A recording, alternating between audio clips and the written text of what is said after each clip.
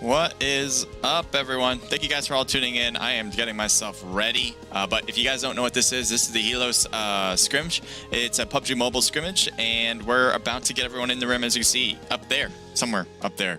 Right now, I'm on a different side. I'm trying to get my music right. I know you guys can hear that, but I'm going to get it even perfecter.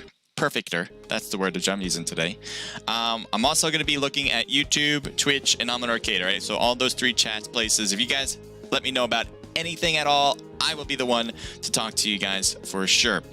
It is 2 p.m. right now for me. Yes, 2 p.m. I am from North America. I would like to know where you guys are from, because I think this is going to be a more global situation. If you guys are just tuning in, I'm sure it will be. This isn't a North America scrim after all, which I'm normally used to. So we have had,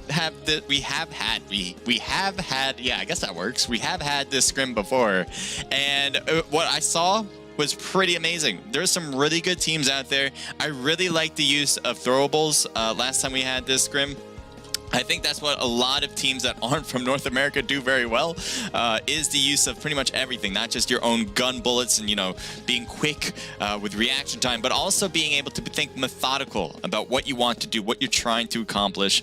I know a lot of North American teams obviously are really good, but I would love to see more unique gameplay, and this is what this is going to be about for me anyway. So you guys are probably used to this, especially if you're rooting for some of these teams already. You guys know who they are. So yeah, I'm a little bit more excited. I guess I'm just more excited about the uniqueness of it, as I really want to get myself better, and I'm sure you guys should do the same thing when you guys are watching. Hopefully when you guys watch this, kind of see what they're doing, see what you can use from them. Their technique will go into strategy. I certainly will keep up with all that, so definitely stick around here if you want to see all that kind of cool stuff that might go on in the game. Right now I'm just trying to get myself situated. Para, thank you for the follow, by the way. I'm a bit late to that one, but I appreciate you doing that. We do have a stream delay, all right? So we don't want teams seeing what I'm seeing on stream here and then taking advantage of that in game. So that's why we have a few minutes delay. If you have any questions at all, you can obviously hit me up about anything technical, anything, what's the opposite of technical? Anything idealistic, I guess, but anything at all, just hit me up with it. Two things I really ask from you guys from the chat, two requirements, all right? One is be respectful to others. It seems so normal, it should be normal, but sometimes we have some toxic people, we just do not accept that. So just hopefully you can abide by that one. And then two is don't use curse words. I think that's more free-flowing though.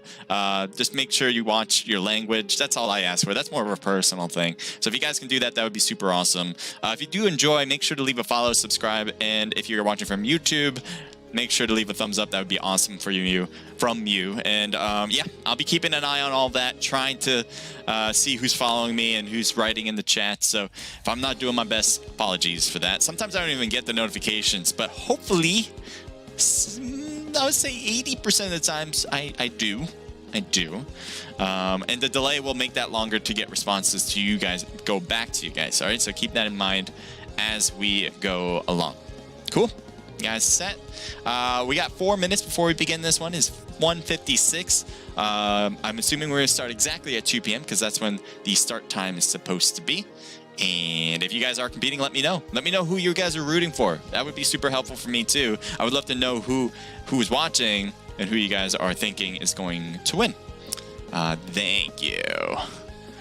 Just got myself a seltzer. Doesn't get much better than that. I know a lot of people don't like seltzer because it doesn't have any sugar or something like that, but you guys don't understand. You guys just don't understand how good this is. Hydration. All right, let's get in the game on soon enough. I have this new playlist I've been working. Actually, I don't know how new. The last 2 streams I've been dealing with it. An anime theme music. So I'm just gonna go with that for now. I kind of like the sounds, you know. I'm a big fan of anime, but you know, I don't know what you guys think. If you guys can help me out with that, that'd be super awesome. All right, so I got all that situated. I don't need that right now. I'm just going through my website here. Things I don't need, I can just take off, keep it simplified for myself. We got 59 people into the room. We'll take a look at the room right now. Why not? So you guys have an understanding of who is competing. All right, we'll go into it too. Why not? Before we begin, we got roughly 2 minutes, so let's see if we can find some of these teams that we can get to know. All right, so let's take a look here. First, we got Greeley, part of Divine Vengeance or Team HYLLOS. Let's take a look as they are our hosts for this evening. 42 wins, 238 matches played, 17% win ratio, 44% top 10. We got a 23 most kills, a 3,518 highest damage with an 811 average damage, a 4.83 KD. I'm a big fan of the combat side. This is survival stats and your combat stats. I'm a bigger fan of the combat stats. Really big fan of average damage. That's the one I really pay attention to the most when I'm evaluating a player, utilizing all these stats that we have to available for us. And average damage, he has 811. That's really good. I think anything above 500 is pretty good. So he's definitely above that for sure. Highest damage of 3,500 is incredible. I always consider anything above 3,000 God tier, so he's reached that as well. He's doing a really good job so far in at least this current season. His win ratio, I would like to see that go up. It's at 17%. 20-25% is normally what I would like that range to be. But, I mean, as long as he keeps up that combat stat and he has teammates who can kind of carry them through to the winning stage, I think that'll change. So hopefully he does have that here for this scrim anyway. So we'll take a look at the next team over. We'll just go around to the next over and over. So we got Vanity here with Max Depp as the player. 66 wins, 387 matches played, 17% win ratio with 47% top 10. Pretty similar stats here with 21 most kills and 3,121 highest damage, reaching that God tier I was talking about just a moment ago. We got 551 of the average damage and a 3.43 KD. So as I said, the similarities with the highest and most kills are there. The survival is really similar too with the 17%. Average damage just gets over the 500 I'm talking about, 551, so definitely reached it, and we'll see if that can continue and see how their team can do, going forward on this one. Go next. We got Forever with Cavi here, K4L as their tag. Let's take a look at the players here. And again, I'm completely new to this scene on the overseas part. I'm from North America, so I'm going to try my best trying to keep up with all these teams and getting to know them. Hopefully, if I do these more and more, I'll kind of get to know you guys even more. But for now, I'm kind of a novice, so help me along, guys. If you guys are watching in chat, if I say something, if I mispronounce something, I do that all the time, actually, in North America, too. So if you guys help me out with that, that would be super awesome as well. Sam, thank you for joining. And Lonely, thank you for joining in as well from Omelet Arcade. I will be taking a look at chat just a moment. Let me finish this one up, actually. 81 wins, 725 matches played. Thank you guys still joining in. We got 11% win ratio, 36% top 10. WD Gaster, thank you for joining in. We do have a 717 average damage, 224 most kills. With everyone seems to have a crazy highest damage here, 3,583 with a 4.55 KD. So as I said, highest damage. There is not a lack yet that we've seen from any of these players. 717 really good though, so above 500. So far we've seen some really ideal good players in this scrim. Sometimes every once in a while you have a bad player, but so far we're pretty good. And we're going to begin the next one. Let me take a look at what you guys were writing because I kind of missed some of that as I was trying to cut through there. Good morning, says Celeste. Good morning, Celeste. Thank you for joining in. I don't know if you know I'm doing this, but Celeste usually helps with my other scrimmages and other series that we've been doing for Naked Esports. If you guys want to take a look at that, we have prize pools too, but this is mostly about HYLLOS, so we're going to focus on that. So thank you, Celeste, for being here. Lonely Gaming says, hey, it's me, Lonely. Of course I know who you are. Thank you for tuning in. Hey, I don't know what that is, but thank you for being here. And then I don't know Gasser. I don't know that language that you're speaking, to be honest. I am pretty bad bilingually. Generally, one lingual is all I can do. So thank you guys for being here, though. Let me turn down the music because I like having no music during the game. Let me see what you guys have been writing in other channels because, I got to focus on those other channels too. So everyone watching from YouTube, Twitch, and Omelet Arcade, thank you so much. If you guys have anything you want to say, let me know. Lonely's on YouTube as well. What's up, man? All right, so let's get this one. We got 78 people. That's ideally I like 80, so they've just got roughly 80 about. So that's a really good number, and we're gonna see how well all these teams can do, right? So where are we gonna have a plane drop? It's more on the north side, so I'm guessing Georgia Pole, which is a very popular place no matter where you're from. Erangel, Georgia Pole is going to have multiple teams no matter what, whether it's the Crates, South Georgia, or North Georgia. You got Rozhok School and Pachinki that are very much in line, very popular as well. Yasnaya might be the second most popular I see on this map that at least is on this plane line, so I think that'll be another place. Severny's a bit out there, but I think teams that try to play safe will try to head over there. Zarki's too far. Pomorsk is actually in play, but no one's actually heading over there, so I'm kind of surprised by that because it is very much, has a lot of good loot, and it's kind of outside the norms, so if you can reach it, I thought teams would try to grab it, but not this time. As I said, multiple teams are heading up north already to Georgia Pole. I'm not surprised by that one bit. It is a big place, so I'm not sure if we're going to see activity first. Our main goal is to find that activity in the very beginning. If we can find that right away, we're going to head there first, and then we're just going to move on from there, right? So Pachinki seems to have some teams, and that's obvious because Pachinki, everyone knows Pachinki. Everyone knows that middle center town city, pretty much the first place you go whenever you start playing the game, I imagine. But yeah, here we go. Let's take a look. We got FN here with Sneaky Prod, Richard, I'm going to go with Finey, or because I have multiple E's, but I'm going to go with Fine, actually. And then we got We as well. So that's Team 19. And all across the way, we got TK with Notorious, Gust, Twisties, and Maddie. All right, so good luck to both of these teams. They're a bit separated right now. Let's keep an eye on the map to see where other people might be battling. Roblox, thank you for joining the stream as well. Reminder, guys, this is on a stream delay, so just understand that while you guys are, if you guys are just tuning in and stuff. I will try to get back to you as soon as possible. Chin, thank you for saying hello. Hello to you as well. Welcome here. Wow, we got some separation. Look at all the teams. Yes, there's every now and then you'll see some teams close by. In particular, like this, 7A Fears is one player here, and he's a neighbor on the opposing team with 6'9" Balvezin. I'm gonna go with, or Balvezin. I'm totally butchering that, but there they go. Shots fired between the two, and again, there's only two players here. So grenade was thrown over. It looks like does not make contact. Everyone fully healed up right now between these two players. MC, thank you for joining in. Re, thank you for joining in the stream as well. So we might have a push here from the left, but right now, while this is happening, I do want to make sure I don't want to miss anything else. And this seems to be more of a stalemated action, as both teams do not want to push. Probably both teams might be waiting. You see, actually, one of the players from Team 24 has gotten closer, and he's starting to get shot. He's got badly health right now. As you can see here, he moved down. He has a teammate in the back. I did not realize even. And they are getting awfully close to this. Chetan is hurt, and I don't think he's going to try to push up, although he seems to be kind of cutting around. Maybe he'll try to pick up Fears in the process, as he has stopped right next to his house. So now there's a bit more separation. Shout out, bro, says MC. What's up, man? Thank you for being here. Back to Pachinki. It looks like they're still a bit separated. I don't see a push anytime yet there. You can see Rozhok has been taken by one team, F13.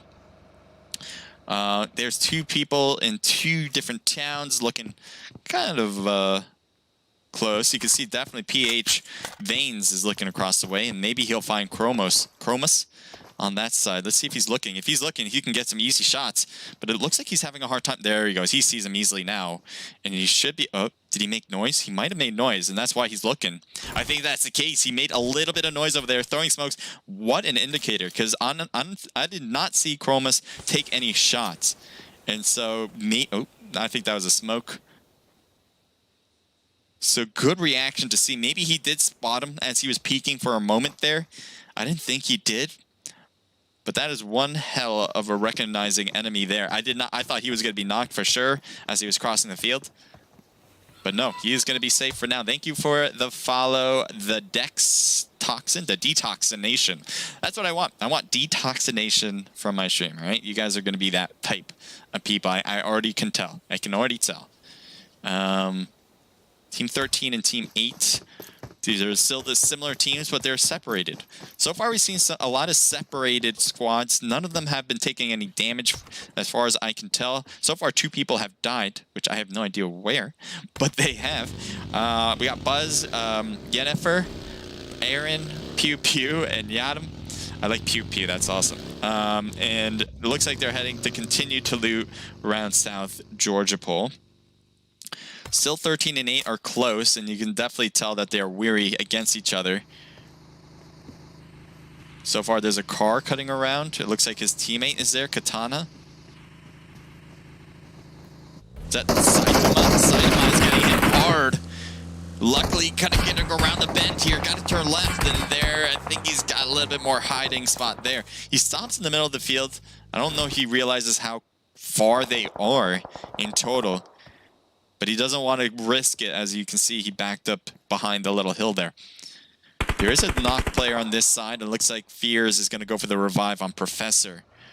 Coco on the other end is also knocked, and this is going to be a big push, I expect, especially from Lucky moving here now. Lucky goes in the prone position after a few shots in the corner. Professor does get picked up. Yeah, Lucky does not have a good tree to hide behind. Gets hit hard, and he knew he was in trouble as they were going up to the second floor. But he just had nowhere else to hide behind and gets thirsted. So that was a poorly executed push there from him, unfortunately. That is just the case. Maybe he had teammates who are in the middle of the field now. As you can see, they're behind hay bales, so they have a lot of space they need to cover. But no, he's not going to make the push in. Veins now has to look in, and there are some knocked players. A throwable going inside. A lot of damage, but no one else knocked on top of Fears right now. So a lot of damage, as you can see. Obviously, Coco's going for that revive on Fears. Another grenade cuts in. That is it for the whole thing. Are you kidding me? 2-for-1 special. Are you freaking kidding me? Great grenade, especially how much trouble they were in. Even though they were doing great in the very beginning, they had trouble pushing. They had one loss there. They had another one knocked and maybe thirsted, I think, in the process. So that was a big mistake, but they turn it around, back on his feet, and then get the finishing touch. So that was a good job at the end, but it was a close call for sure. 69 people left. K4L here with Wishmaster. I'm going to go with Guapro, Strike, and Kavi here working the scene. Mart says hello. Hello to you, Mart. Welcome to the stream. If you guys want to write to me, feel free. Hello, says Detoxination. Hello to you, Jay. Welcome to the stream, says hello as well. Welcome, welcome, welcome. If you guys have any questions, give me a holler. I'm here to help. And hopefully I can get back to you in a reasonable amount of time. Remember, there is a delay here, so I just want to keep you guys posted on that. Osama, thank you for joining in. Says 4K. If we can reach 4K subs, that'd be awesome. I don't know if that's what you're talking about, though. Probably 4K stream or something. This is actually a 1080. I don't know if that's exact. I have no idea what you're talking about when it comes to 4K, but that is it. So maybe there's a team called 4K as well. As I said, I'm kind of new to this side of the world here. Got a lot of cool teams here. Speaking of, we got 5D, or 5D with Darnell, Paris, Ammo, and Tavi. So good luck as they move across the scene, or across the map. So separation seems to be pretty key here. We have 69 people. I think we've only lost like 9 people so far, and the zone's about to close. So right now, there's a team that's closing in to get into zone. Still not in zone yet. I thought they were going to continue, and if they did, they might find enemies along the way. Thank you for joining in the stream, by the way. Thank you for recording. Appreciate that. That helps me a lot. And whether you're watching from Twitch or Omelette Arcade, clipping is awesome. Thank you. Kind of use those for social media purposes, too. CGS, they're pushing forward, and they are going to head around a team that's on their right and continue to get into a better spot in zone. Team 6 is kind of regrouping on the north part by Severny. Team 18 might be passing that by, so kind of want to see what that's going to be about. Here we got 6-9, and they are going straight to another enemy that's at the gas station. I think they see that car, and they're thinking, nope, nope, nope.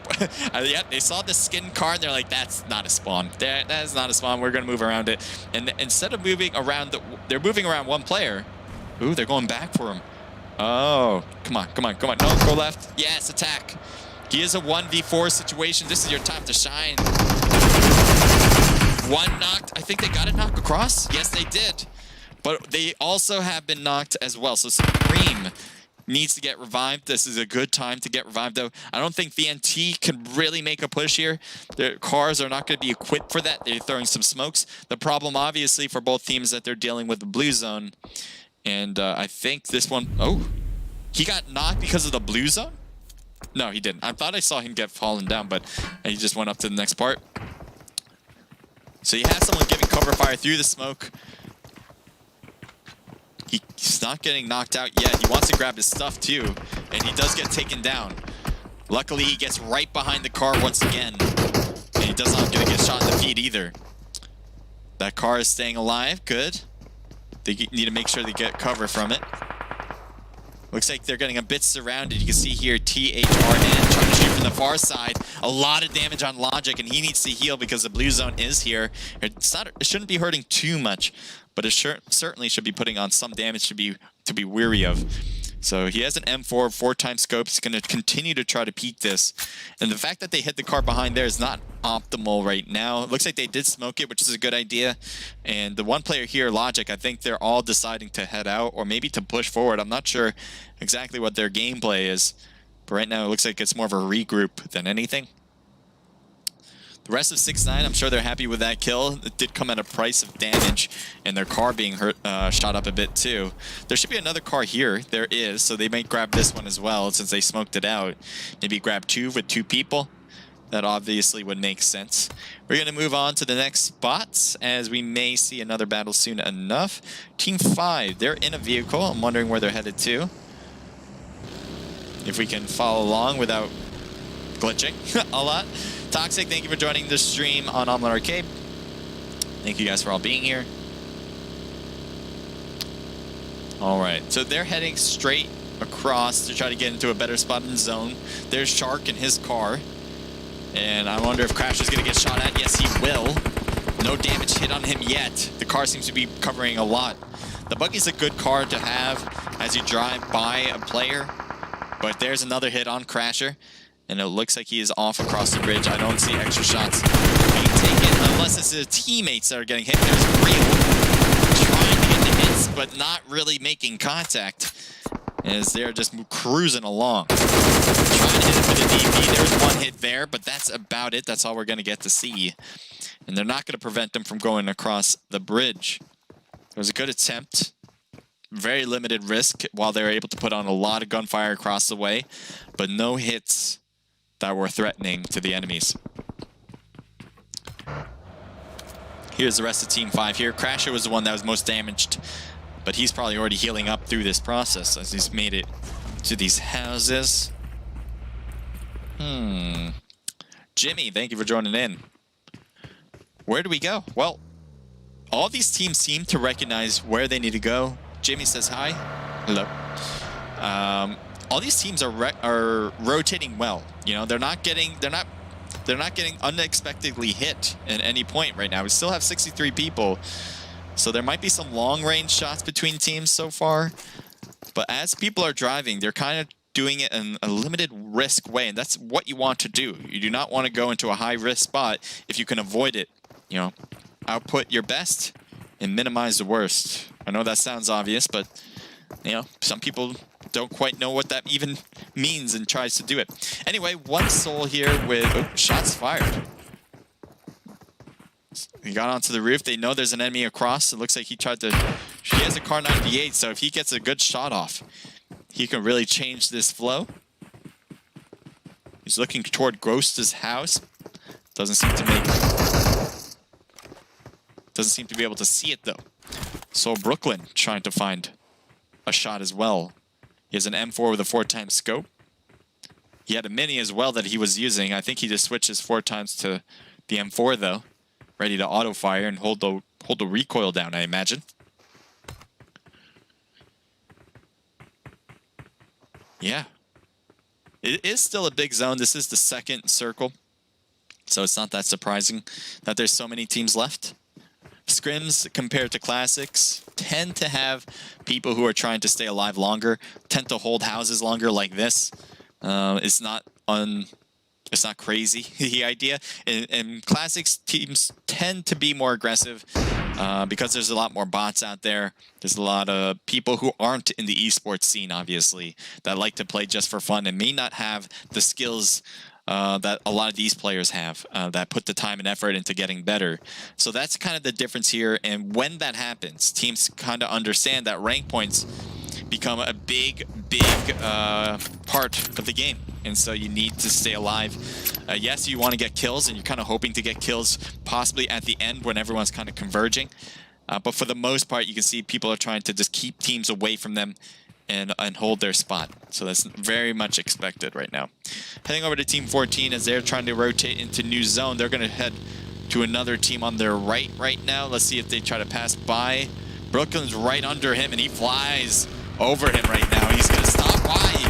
Did he run out of gas or something? I don't know, but he got knocked down quickly in a hurry, and Jade will get blown up as well in the buggy or outside of it. I don't know why he stopped. I'm assuming he ran out of gas because there was really the worst time you can possibly stop right there. But anyway, that is what happened. Dr. Lecter going to be passing by another player on his right. Hopefully he won't stop here. Hello, Zarky. Welcome to the stream. They're a little bit farther down, and they are not in a vehicle, so we'll see what Dr. Lecter's doing right now. He stops in the middle of the field.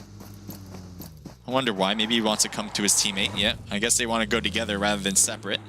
Sometimes you do that. I know a lot of teams like to take their own vehicles, so have 4 if they have a team of 4.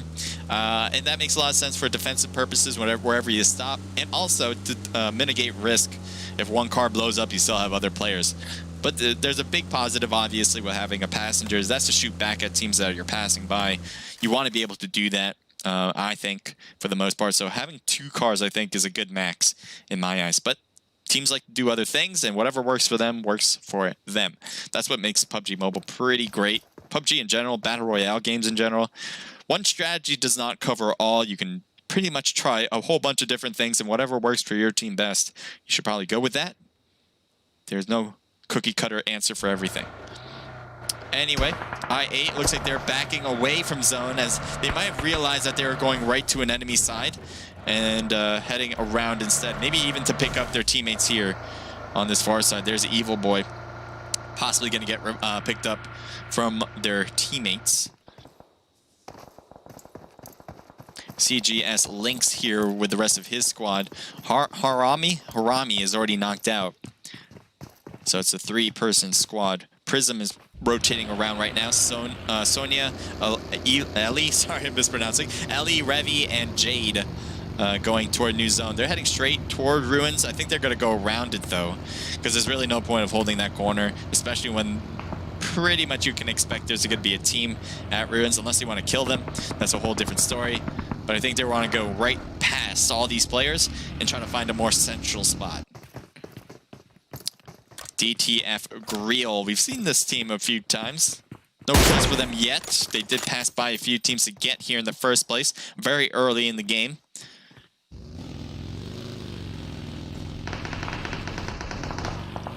Looks like Eggs here. And his teammate, Adam, trying to shoot and keep people away. But no, Adam gets knocked on the first floor. Big mistake as a 2-player squad. You got to mitigate that process. But we'll see how this plays out. Will they make a push from that building where they were getting shot at? I think so. Mars is making a push first. Let's see if that works out. There's the shots we were expecting from his teammate. They do not want them to come here, but it seems unexpected. There's the kill on the backside, so there is no one left here. And I think they got a little third-partied. He was trying to hold the behind the tower. It just did not work out. So that probably was a kill thanks to this squad right here. FCS. Pate is going to throw some smokes out there. Give some extra cover. We got 6-9. They have a vehicle to take. They're probably going to grab that and go. Prism holding under the bridge right now. This isn't a bad spot if you know how to handle the corners here. Obviously, there's a lot of sides to get shot from, but teams that want to shoot under the bridge will need to be in the open themselves. So it makes it kind of a good spot to hold. As I said before, you got to be able to handle it, being able to cover a lot of spaces and look around, not just to look in one direction. And 69 looks like they're going around the bridge, and there's an enemy right there, by the way, who is going to finally take shots as they pass by. Little zigzags are always a good idea when you're getting shot, but the car cannot take too much. So while you personally might not be getting hit too hard, the car is going to get damaged. And that's what we saw right there. Luckily, they were able to get here in time and away from the vehicle. Looks like Rekus, or Rekast. He's holding the bottom here. Thank you for the follow, by the way. That is by Gamer Hacks. Thank you for tuning in. Shots from the top. Let's see why that is happening. There's some 69 players that are on that far side to the right. Thank you for recording a moment. There are some players down there. Some of them hurt as well. Car did blow up in the process. You can see here. They are down. One player, I think, was down, but I guess they got revived up. That car, though, is the only protection they got from that direction. ZK. So they're at Ruins. We did see a few teams head to Ruins, but it's not going to be in zone anymore. Team 9, which is behind TK at the moment, are going to head in as well. So they got to realize to watch their 6. Not sure if they do, though. We got one team swimming in. I think they're just having fun taking a bath right now. Apparently that's working. They hear the car passing by. So I do not advise doing this move right here as staying in the water as long as possible. Apparently they do, but you're making yourself an easy target as far as I know. But, I mean, you do what you think is right, I guess.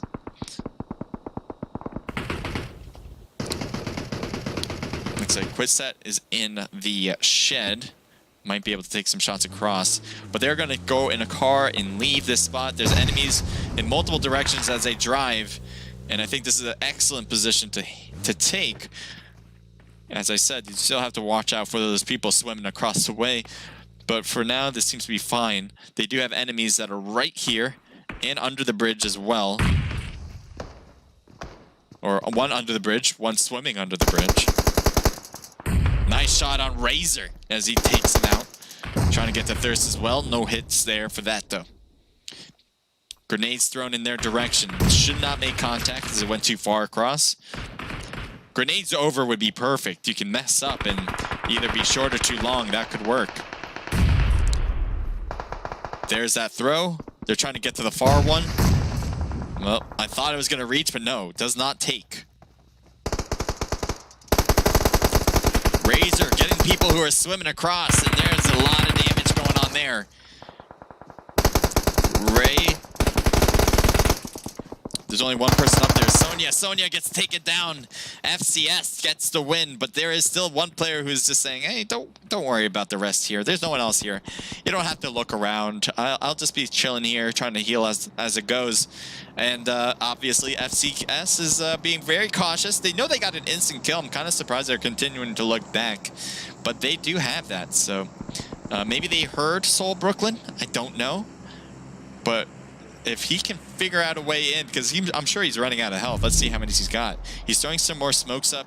He has a bandage left, so he doesn't have an option anymore. He needs to get in, and it looks like he is opting to actually not get in, unless he thinks this is going to work. Yeah, I don't know. Maybe he thought the zone was closer if he went around that way. Obviously, if he went straight in, it would have been a major problem regardless, but I think that was the only option he had.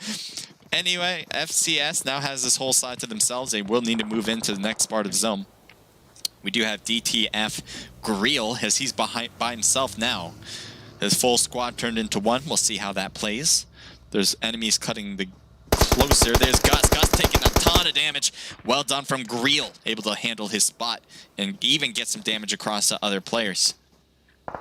It's got a lot of cars here as well. But this is another player that needs to get into zone. And Team 16, who they know is close by, is going to be the main problem for him. Team 15 on the other side of this hill. Team 5 actually is right here. Where are you? Oh, Greel.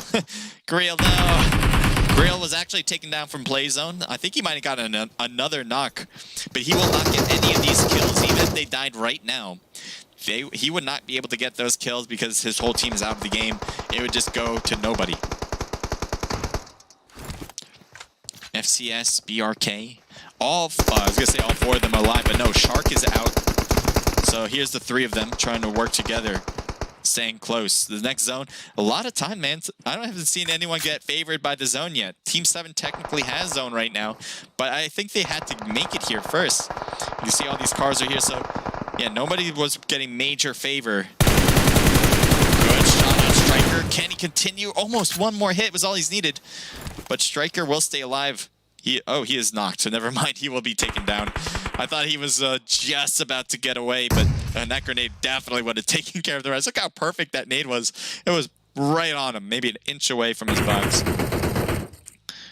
They're trying to rotate, and 6 Supreme. Oh, gets one with the AK. He's continuing to shoot. I know it doesn't sound like it, but he is going for it. He gets that thirst because he knows the time might be of the essence to finish this till his time has come. But wait, did he? All of them died here? I only see one box, though. I thought there was multiple people driving, but never mind. Supreme is going to get in with ease right now. And you got K4L on the right. Wishmaster. Guapro getting knocked. Kavi is there, maybe to get that revive. They've thrown a ton of smokes. The zone is slowly was closing, and it has stopped to this edge. Wishmaster gets knocked. Kavi's going to possibly get this revive. Great use of the cars, by the way. This is a perfect way to use right now. We'll see what the next zone does to them. I'm assuming it's going to push them out from this good barricade right now. But it has been a lifesaver. And there's another team out, so that's just going to lead these two. ZK and K4L. We'll see which one wins it. It seems to be a 3v3, 6 players left. Obviously, damage has been taken on Team 7, but they have the time to heal. They have 18 seconds, so they should be able to at least get back to 75%. Maybe throwing some boosters on top of that. Smokes are thrown to the left, I guess. The zone, I can't tell if they're in zone. They might be if they really get too close to the cars. But I think they're going to throw some out there to kind of get around the cars, get closer to the road, and stay prone that way, I'm imagining. They're also throwing smokes to the left, as there is a car for hard cover there. And they're going to take it. Let's see. A lot of smokes. And this is what's really great with some of these teams that we see. Is wearing... Oh, great grenade. Kavi gets knocked. I thought, oh no, that was Guapro getting knocked. Kavi was even closer to it, but it was Guapro that got knocked from it. Kavi coming in close. Can he get that through the smoke? I have no idea what happened. I'm hoping to see the outcome now, but that was a crazy ending. The smoke was really helpful, and it will go to K4L. That was a team that threw a lot of smokes through the barricade of cars down, so that is why you want to have a lot of cars at the end.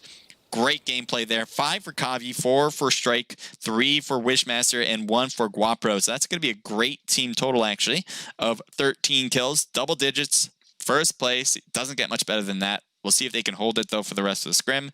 TK coming in with a lot of kills. 5 from Maddie himself, 1 from Notorious, 1 for Twisties, and 3 for Gustic. So that's going to be a team total of 10, another double-digit amount, so they're right next to him. We got 6-9, good job. 4 from, I'm going to go with Shell, or not, no, that's going to be Hellboy. 2 kills for Supreme, and 1 for, I'm going to go with Lopez, yes, Lopez. A team total 4, 5, 6, 7 kills. FCS coming in with 5 kills, not bad at all. TFT, we saw a lot of them, but they only got 1 kill, which is kind of surprising. We saw VNT with 2 kills from Max. Recast with 1 kill from Targ, 1 Soul with 4 kills. Nice job, guys. CGS with 0 kills. Prism with 1 kill. XVAD or XVA with 2 kills. I8 with 3. F13 with everyone getting at least 1 kill, which isn't bad at all. A team total of 6. 5D with 2 kills, 7A with 0.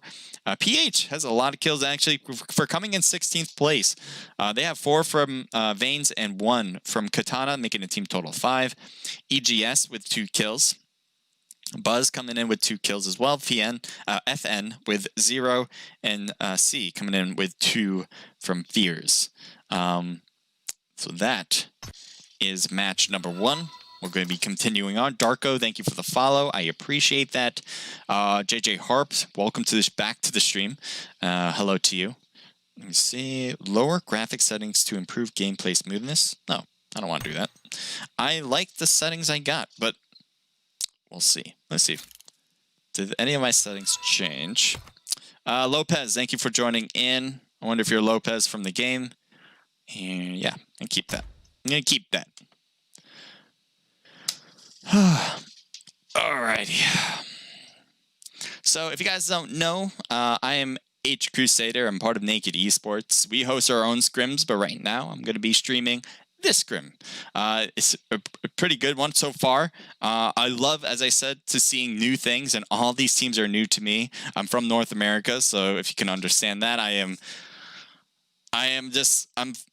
really impressed by what I've seen.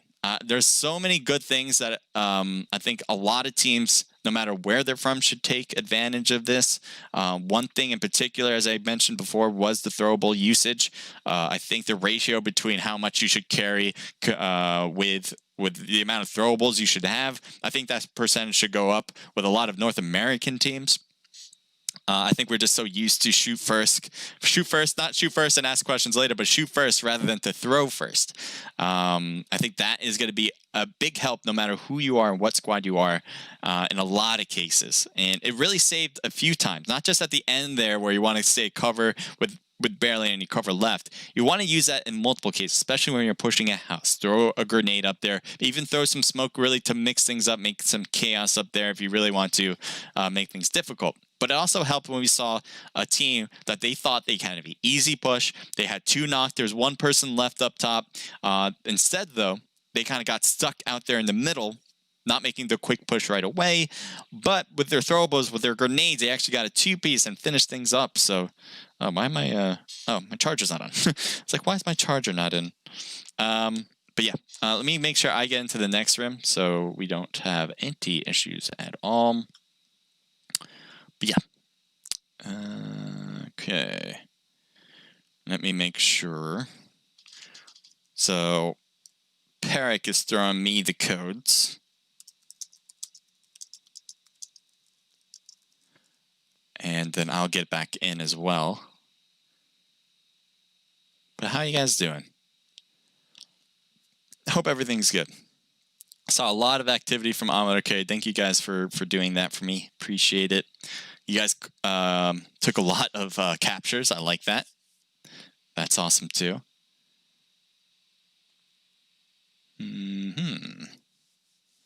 So yeah, if you guys do enjoy, make sure to leave a follow. If you're watching from YouTube, subscribe and leave a like. That would be awesome too. And you know, all that cool stuff that helps me out. Let's see. I'm gonna play some music. Let me play the next one. I'm trying to new music for my streams. They're animated songs. I really like watching anime, so I figure why not? But we'll see.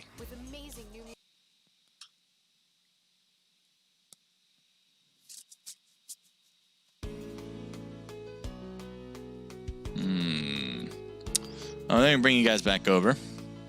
Okay. Alright, so if you guys want to know more about HYLLOS, if you think you can compete against some of these great teams so far that we've seen, head over to their Discord. I can post it, if I can grab it. Let's see if I can grab it well enough. But yeah, I'll post it to the chats if you guys haven't already been a part of their servers. I definitely would stress you should. They've been hosting these great scrims. They have a really good sense of what the community wants, so just see for yourselves. The Discord is pretty much where they're going to have a lot of their information about all the stuff that they do. So if you want to know more about them, I'm going to try to grab that for you. And I'm sure I'll soon get into the room.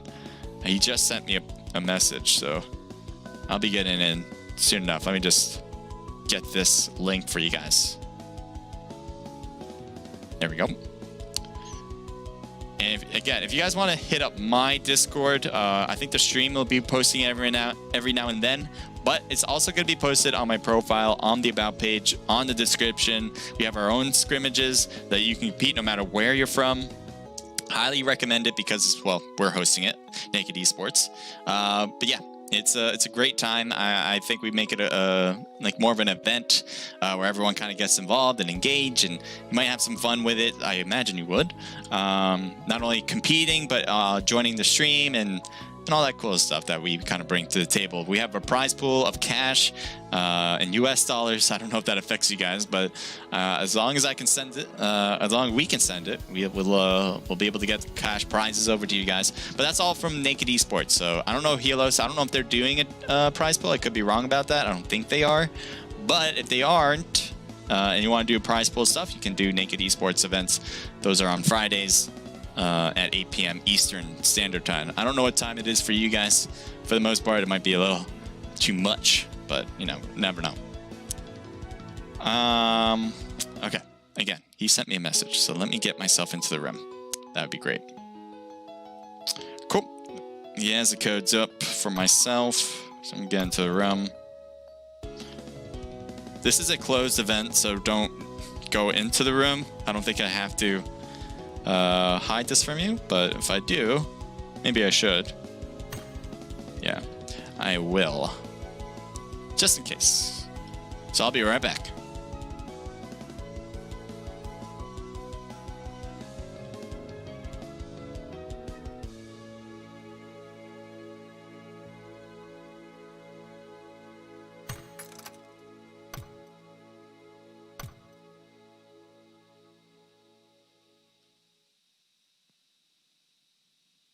Okay, I'm back. Quick and easy. All right, right now, what we're doing is waiting for match number 2 to start. Everyone's going to be heading up here, right next to the PUBG Mobile man. All right, let me think.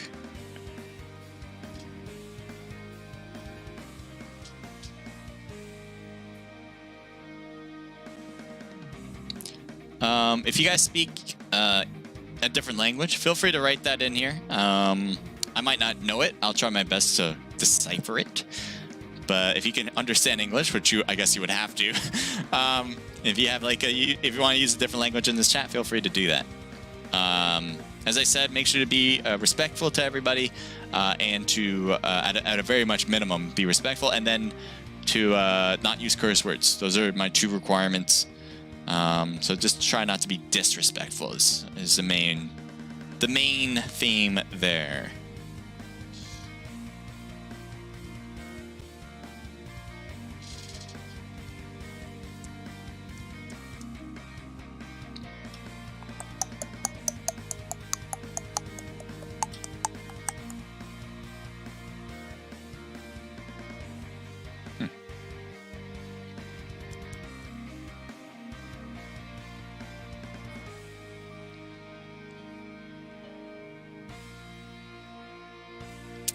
Okie dokie.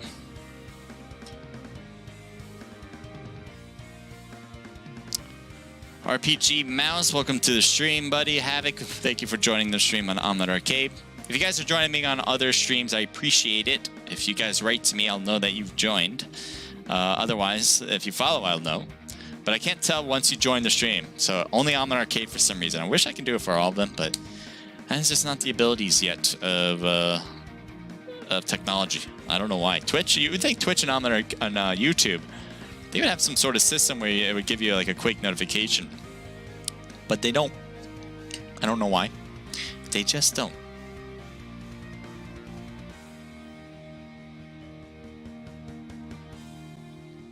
When's this one going to start? I have no idea, unless he wrote it to me as well. Sometimes what you would like to do when you're hosting a scrim is say what time you're... Oh, yeah, start. There you go. 2 minutes. Actually, 1 minute now. 1 minute start, so be ready for it. It's going to be a good one, obviously. Second match of this one. If you guys have not figured out how to get into their Discord, I did post it in the chat, so you can definitely click that and kind of learn about them some more. Definitely head back to the stream. Put it at a different box. All right, if you want to be here, don't leave me. Don't leave me. All right. I'm just ready. I'm ready. Got 72 people in this time. Here's all the players.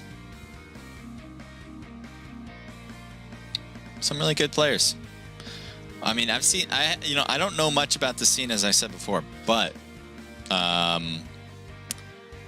we've seen a lot of good stuff from a lot of good teams. I mean, not only is it the throwables stuff that you thought about there, I saw a lot of that in the rotations as well. When they were passing by other teams, it felt like they knew what was the path of least resistance, and you kind of learn that as you play more scrimmages, especially because oftentimes in classics you kind of go through without really a care in the world, right? You kind of just pass through.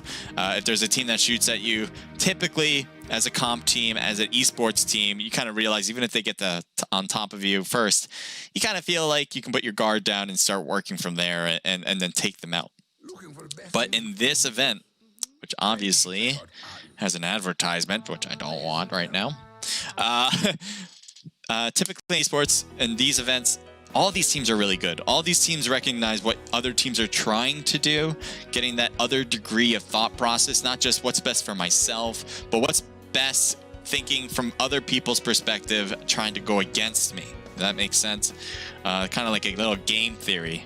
But yeah, it's thinking about that, reasoning, not just about your own reasons and what you want to do, but kind of figuring out what are these other teams trying to accomplish and how can I put a stop to that, or how can I take out that team knowing what these other teams are trying to do. All right. It's a good practice, especially as you're playing, to kind of get that mindset and understanding.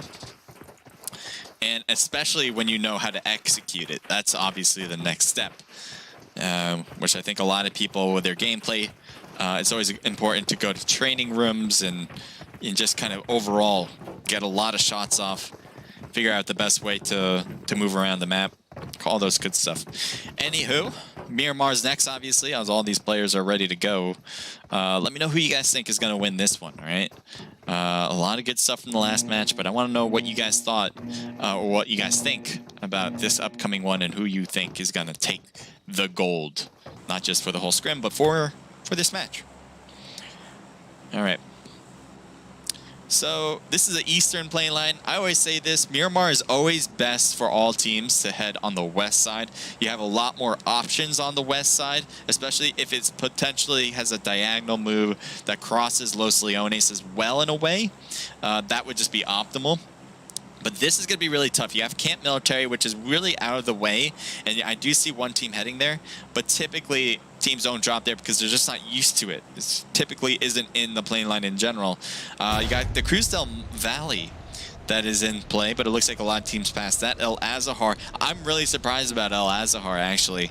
I always seen teams drop there. I think this might be the first time I've never seen a team, or this is the first time I haven't seen a team drop to El Azahar, so I don't know what that means, but these teams seem to be figuring out something else and going for something else, I should say.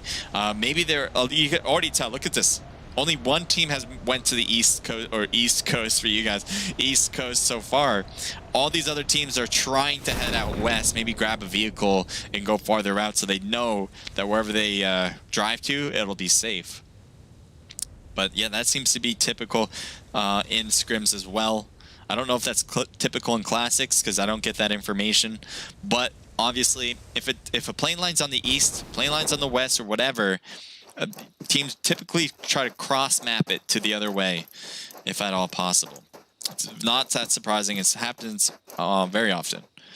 So a lot of teams went west. Where are they dropping to is the question. And I'm looking at F13. As Team 23 is just across the way as things render in. It takes a bit to give that a sec, I guess. Usually renders takes a quick hot sec, but it looks like because we're in a different server that I'm imagining, that's why it's taking a little bit longer. 116 MS, I guess that makes sense. But yeah, typically my MS is like 25 in North America server. Or the Americas. All right, Team 8 and Team 24 are close by. SEA, with Snow pretty much the closest player.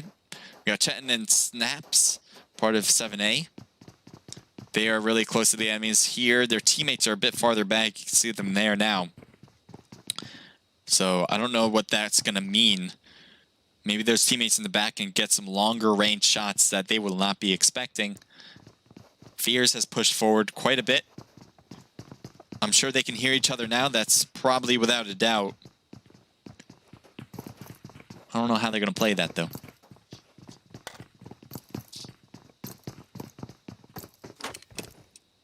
Bloodfire, thank you for joining in. Looks like Fears got shot at, I'm imagining. Here's a push forward by the rest of Team 24. Looks like they kind of regrouped right now. It's a good sign for them. Ooh, gets hit with a one-shot deal. Good work there. Let's see if the win 94, was that going to be the start of something new? Shots fired on the side, and Fears gets knocked, so that's going to be a good trade. Looks like a person moving around to the corner. Snowy badly damaged. Logan's going for that revive on the left, but Fears might be stopping that. And let's see, wins this 1v1. Good work there. Fears wins it. Not a lot of health, though, to deal. Snowy barely any health as well. He needs to get out of the way. He cannot do that quick enough. And so you have the Professor trying to hang on to a tier of light on the M16. Takes a lot of damage. Taking more damage. I think he's going to be a little bit panicked here. Honestly, he should try to leave and get out of this spot. Going for that revive on his fallen teammate would not be the play. Going against pretty much all 4 players. I don't think anybody was killed on the other team, just knocked.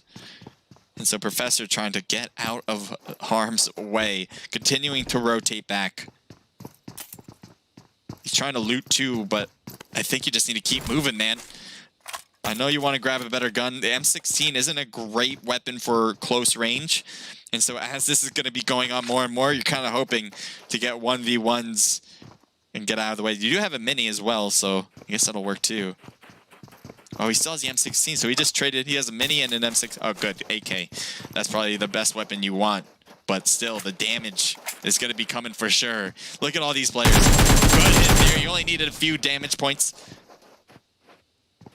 Not reloading yet, which might be a big mistake, to be honest. Doesn't seem like a lot. Good hit there. Oh, gets hit in the side. Gets his other one out, trying to work the shotgun, but no. You see all the players wrapping around, and he gets taken down. So that was a good attempt. But I think what his best bet was to just run. I don't know why he was trying to loot as he went. It really didn't make sense to. But hey, that's just me in hindsight, and obviously being at a bird's eye in the sky, I just knew what the other team was going to do too. We're going to move on to Team 20, as it looks like there was a kill there. Yeah, ISSA got knocked down. It looks like there's some players hiding behind something over there. It looks like the rock. There's a car over there too, but I don't think they're going to be able to grab that one. So this is a really bad position for Prism right now. All 3 of their players... Oh, there's a 4th somewhere, actually. I have no idea where the 4th is, though. But there are 3 of them here out of the 4. Looks like One Soul Brooklyn is actually the only other player on the other end that is holding them down. So that's a saving part for Prism right now. But One Soul Brooklyn could really cause some damage as they try to leave this spot. I think it'd be great if they threw some smokes to the bus. The bus, I don't know if it has the tires still. Oh, no. Maybe not. But this bus is better off. And there's a car in the distance to the right. So they might be able to use this hill as they go running to that direction. Obviously, Prism, I think they're a little weary of a few things, not knowing how many players are in front of them.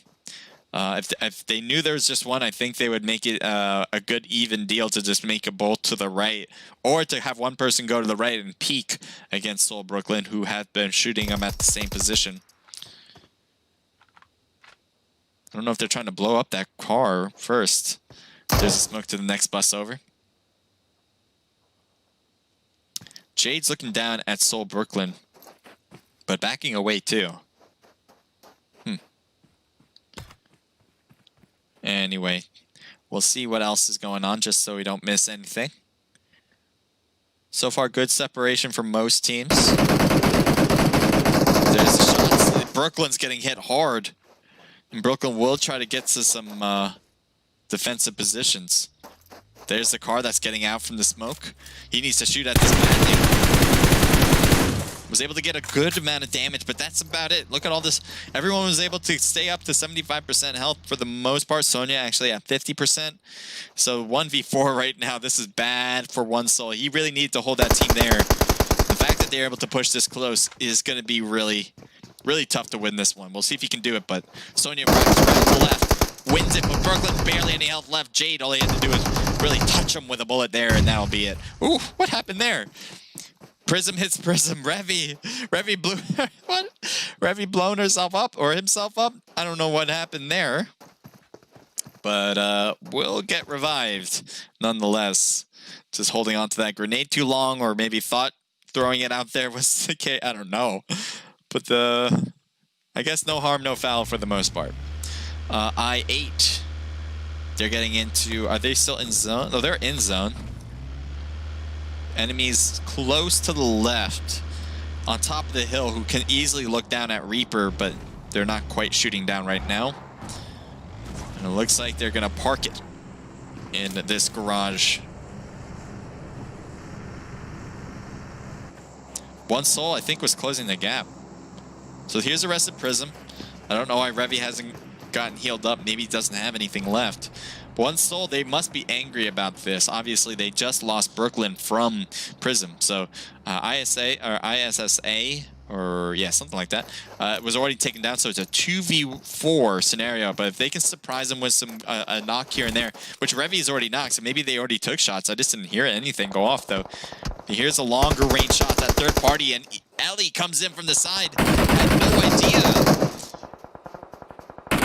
Oh, getting hit, and there we go. That is it. Unfortunately, will be taken down. They tried to get revenge for their fallen teammate, but Prism having a little bit of help from I8 as well, but they really were able to just get these knocks. Now, Revy and Sonya are knocked. Looks like they got some hill cover, but I see I8 making their way closer and closer. Evil Boy making it to the house, and I'm sure Reaper's trying to get to the next house over. No, he's going to wrap around all the way. Oh, this is an even better spot. Capitalizing on the height. Oh, it easily gets a knock again. Reaper. You got, Revy could not even shoot from that angle, and shooting through the smoke, getting the thirst. Are you kidding me right now? So that's just going to leave Jade there on the top of the hill. Shots fired on Reaper, gets taken down. Great job from Jade. Needed that to happen for sure. And no, got to get out of the way. Trying to go for the thirst. Now, I always say this. There's a time and place for thirsting, and there's a time and place not to thirst. You do not want to do it in a scenario when you know you got a knock and you know you're by yourself and you've got to take out the remaining players. So that was obviously a mistake. He does get the kill, but you're going to get 1 point. For what? For what? You got to move on to the next point. That's just my 2 cents, so take it or leave it. Heading over to Team 9. So where are they going? There we go. One's knocked already. Pier is going to get picked up. Looks like that was a car he took and apparently got into a car accident. Team 15 is right there. FCS with BRK. He's right over there. And then you have some other players, Razor and Shark, on the right. So they're really separated. Meanwhile, it looks like this Team 9 has gotten really close, and they're going to try to drive out of here.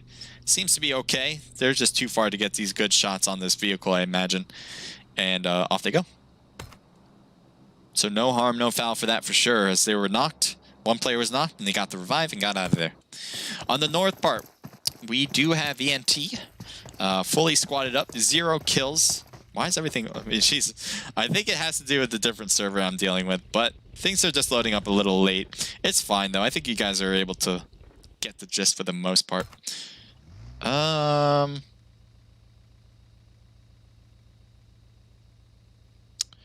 Team 13. Let's head there. We got Lucky, Saitama. Is that like One Punch Man Saitama? Katana, and Veins. A lot of anime wordage there, at least with Katana and Saitama. So Lucky's going to grab the first aid kit from Veins. Saitama on top, trying to use an M24 9. Got one shot off, but I think took the damage instead. There's Katana more on the right as well. Trying to use a slur, trying to hit that across. Might have been able to get some damage on Katana.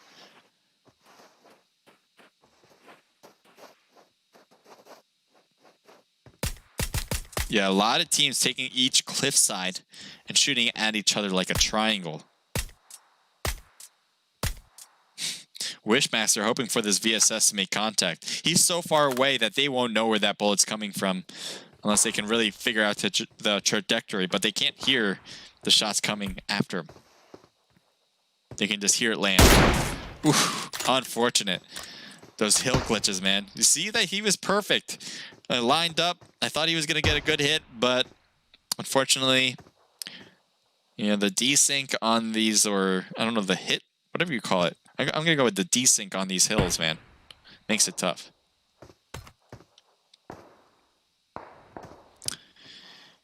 Team 23, Team 25. Could be a good engagement. Miramar is really known for their sniping, so long-range battles are very common. Let's take a look at Lecter, Merce, and I'm going to go with Quickset. He's really jiggle peeking the hell out of that one.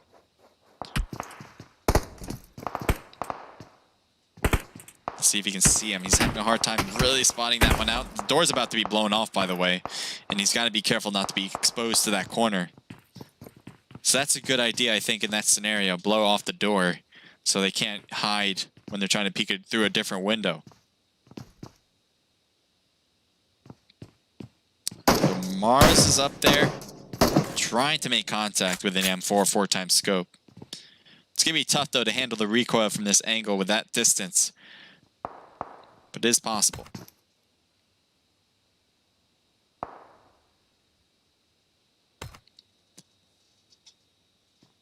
Nice work, bro, says DTK Simon. Thank you for that. Thank you for saying that.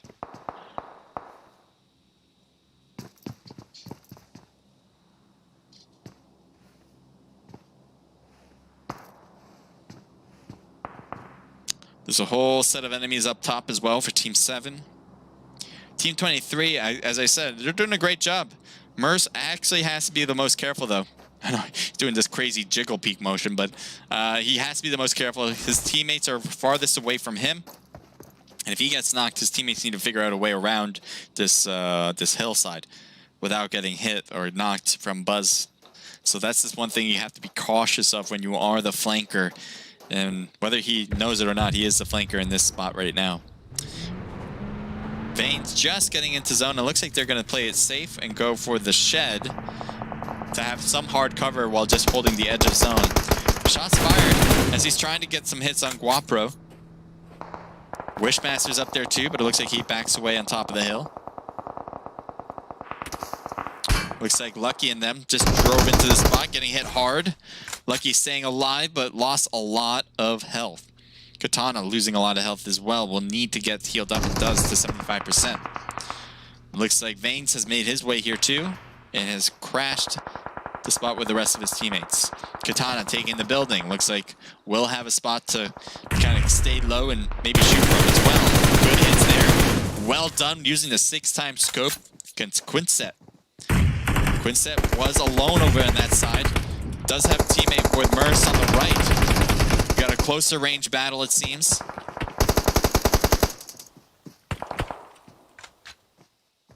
So Buzz here, they're doing a good job hanging on. They are at a disadvantage with a 4v2 scenario. But I think they're making it seem like they have more people. To be quite fair, they're making things noisy, which I think makes a lot of sense. Grenade thrown in their direction. Luckily, was not in the building. Could have caused some really significant damage. Another one thrown over, but no, that's not going to reach either. It did reach, but he actually backed away faster. Ooh, I did not think a peek from that spot would actually get you damaged, but it did. Yadam needs to stay low. Aaron is at 75%. I don't think has any boosters running. Doesn't have any boosters at all. has some first aids, a lot of first aids and bandages, so that'll be a max of 75% for the rest of the game. Unless he finds boosters to boot. 6-9 on this side, and there's Team 7 with Wishmaster knocked. Strike is on the left. He's going to have a hard time making a push forward. Guapro and Kavi are trying to finish this up so they can get that revive on their fallen teammate. No, it was taken down. That grenade, though, comes in clutch as Kavi got a knock with it. Trying to throw another one, probably in the same spot, hoping to get the one that will be the thirsted. Yes, it will work! Got a knock and another thirst. Are you kidding me right now? And they're just going to finish things up here. Excellent throws and excellent IQ. If you got it done once, why not try again and see if it works again? Trying to wrap around, trying to get some hits. Gets a knock. He got the last kill, I think. Did he get those kills? I'm trying to look at it for sure. I don't know if he got the kills, but there was definitely a third party that was shooting. But both teams are out now from that compound. Crasher's getting shot at. It looks like the hill glitches. I'm assuming you can see him from this angle, but you just can't hit him. I think Shabby taking shots. Or Evil Boy taking shots. Yeah. So Evil Boy can see Crasher. That's what we call a true desync right there. But it's not going to get many hits. FCS rotating around Evil Boy, and he's trying to make sure that he's not going to easily get to their spot. Razor backs into it like a parking spot and stays low. So smoke or grenade. Oh, he's going to try to get that grenade over. That grenade hit a tree branch. I don't think he wanted that to happen, but it did. He's going to try to throw another one. That's too far. I don't think he's even going to get close. No matter, even if he didn't cook it at all, I don't think it'll reach. And both teams are trying to throw grenades, and neither of them are close at all.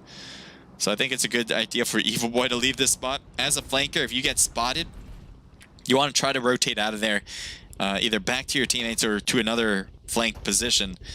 But I guess he's going to hold on. I don't know why you would do that, though. His teammate with Shabby is low on that side. I guess they just want to make sure nobody's easily able to push on their position. This is a nice high hill, so you can shoot down at some players that are trying to close in the gap. But for the most part, he's in a dangerous spot. If he gets knocked, it's pretty much going to be it for him. His teammate there on the backside is closing in, so I guess that's a good thing. Get close together, work as a group, try to keep teams out of your way. Team 23 and Team 11. Wow, super close. Let's see what this looks like with Merce. So there's Tramo. Oh, grenade cut in. Will that hurt? He backs out. And I'm sure he's a bit deaf at one ear, but right now that'll work for him.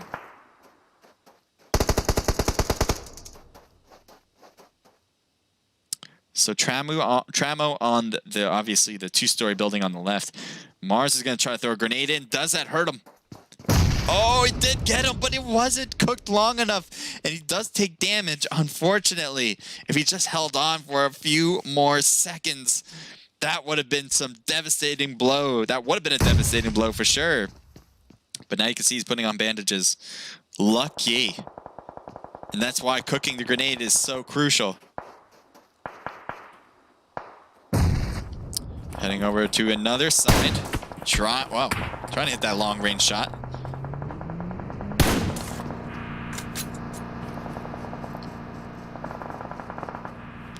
What do we have over here? Is these two teams close? Or are they shooting all together across the way? Maybe at I-8 Shabby? So all four of these players need to get into the next zone somehow, some way. Shabby's great. He's already in zone. He's not great from his team perspective as he really doesn't have a team anymore right now, but he is in zone. He has at least a car for cover. I guess that's what you want, but I think he would have rather taken this rock or something for some hard cover elsewhere.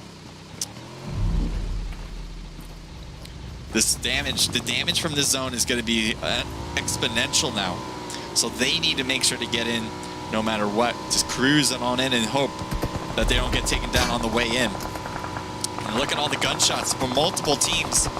Yakata's taking a lot of damage. He's hoping that this motorcycle's faster than their bullets. And so far, so good. Oh my god, no! I thought maybe just a few more seconds to get over that hill would have covered it. Teammates, though, come in to save the day, as they should be able to get this revive on Yakuta. One player's trying to heal up before getting that. Good shots downward, trying to prevent them from making a quicker push-up. Razor trying to return some extra shots.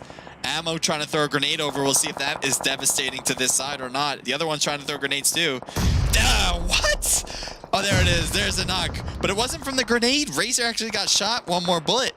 And that caused a knock. I'm so surprised that grenade did not finish him to a knock position. No matter how much health he had, that was a direct attack with that grenade. Anyway, BRK trying to stay low. He's getting shot. But surprisingly, Razor is not getting thirsted.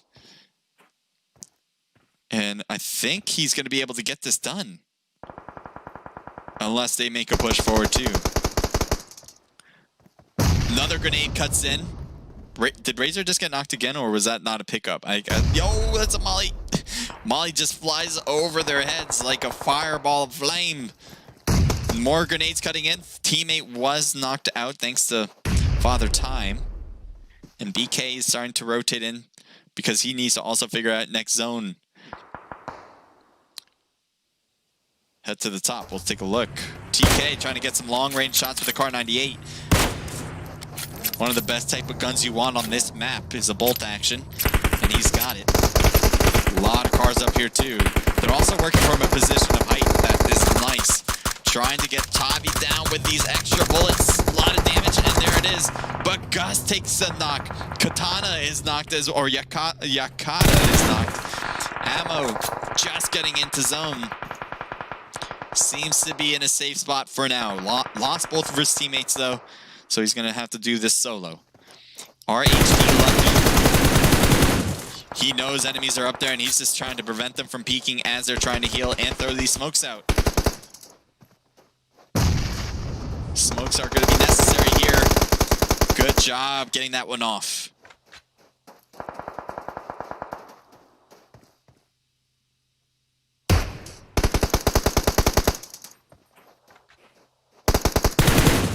Trying to hit Notorious on top. TK, as I said, has a great position of power.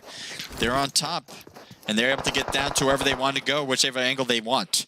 Here we have Ammo, who's just lucky to have the corner of zone, but the luck is not going to be lasting long if he gets knocked down, because that'll be hit for the squad.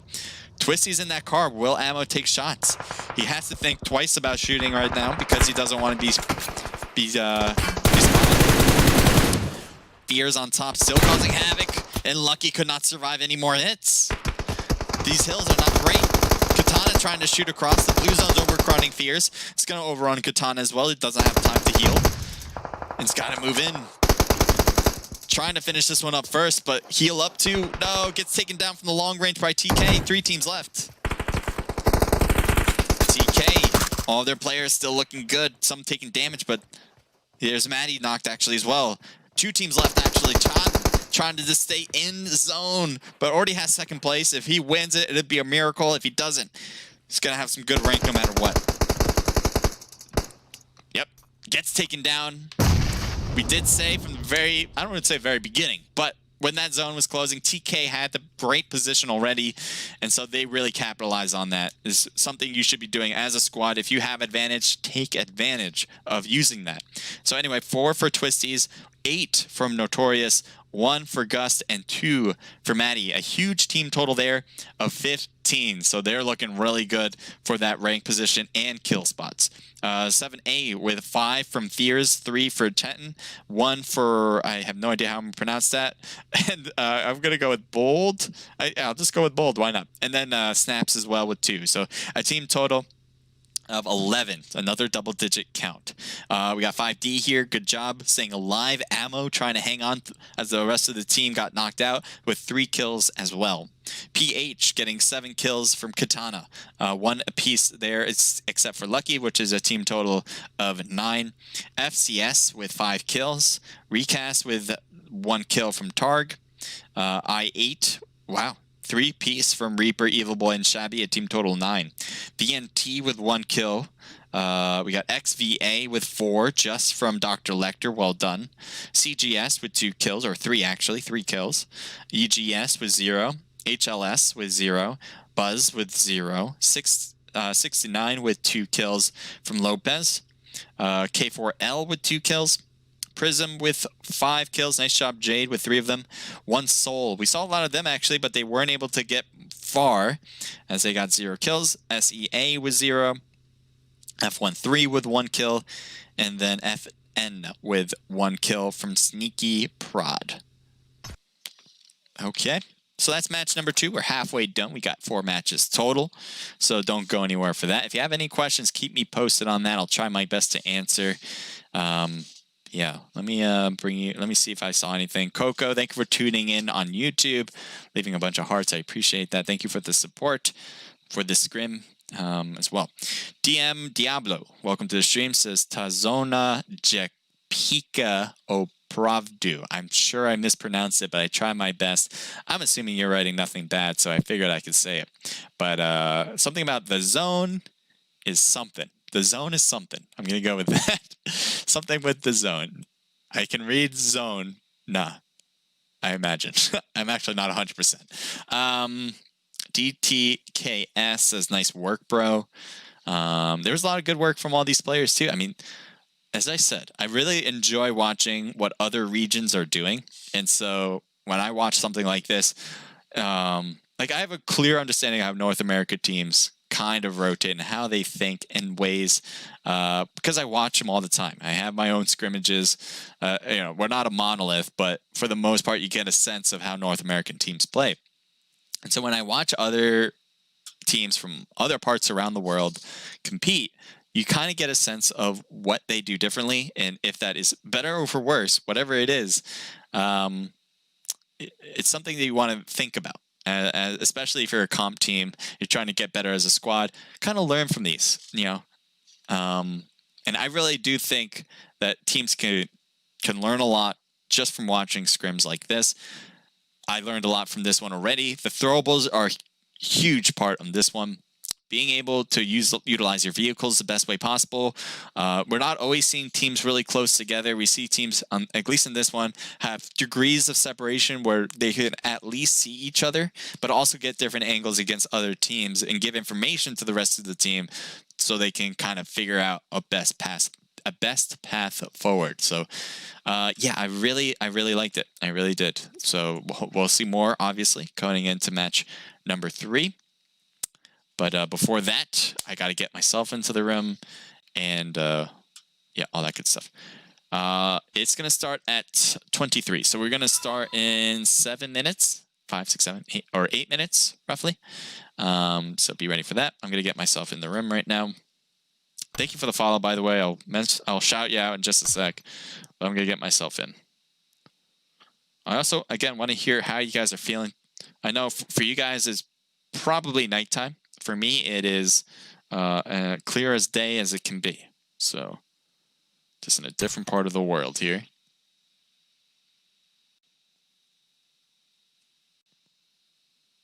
Just getting myself in the room. I know you guys. So if you guys want to compete in this, all you got to do is sign up through their Discord. All right. You can sign up through their Discord. It's very easy. It's not that hard. And definitely recommend it so you can get your stuff viewed like this on stream live so everyone can see how well you do. Crew Challenger, thank you for the follow. Appreciate it. If you guys are following me on YouTube, follow me on Omelet Arcade. I really do appreciate it. I really do thank you for that. I wish I can see it. Sometimes I don't. But if you do enjoy it, make sure to leave a thumbs up on the stream. Make sure to give me a subscribe. Make sure to subscribe, and then follow on Omelet as well. So those are some really fun things you could do for me. I don't know how fun it would be for you, but it'd be great for me. And so that way you also know what other streams I do. I also post highlight videos, get some really entertaining content out there. So you like that kind of stuff, why not subscribe? Why not follow?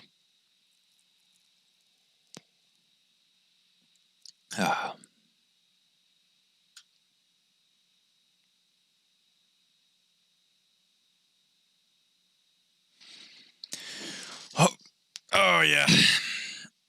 So for me, it's 3 o'clock, 3 p.m. If you're using Army time, it's 15 o'clock.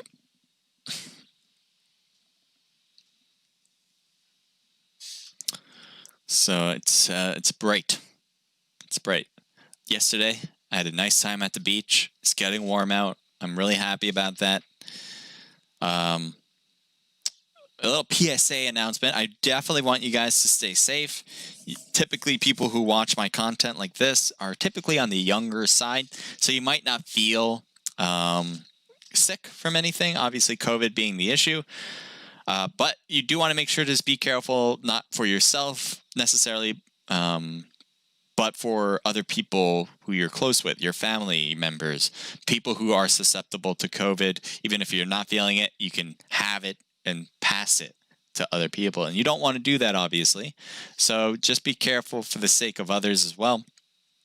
Yeah, that's it. I mean, you know what you need to do. Everyone knows, I think. I don't think it's a question mark on how to be safe out there.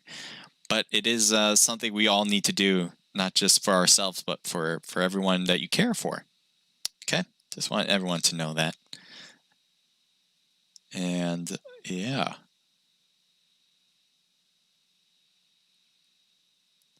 So let me think. I'm going to play some music. That'd be a good idea.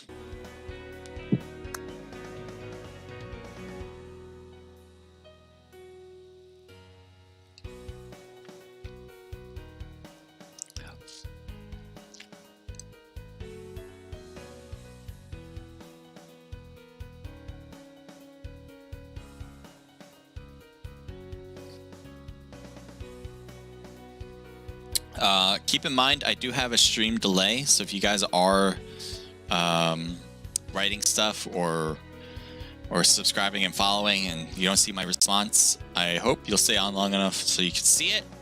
I'm sure for most of you who have stayed on long, you guys already know that.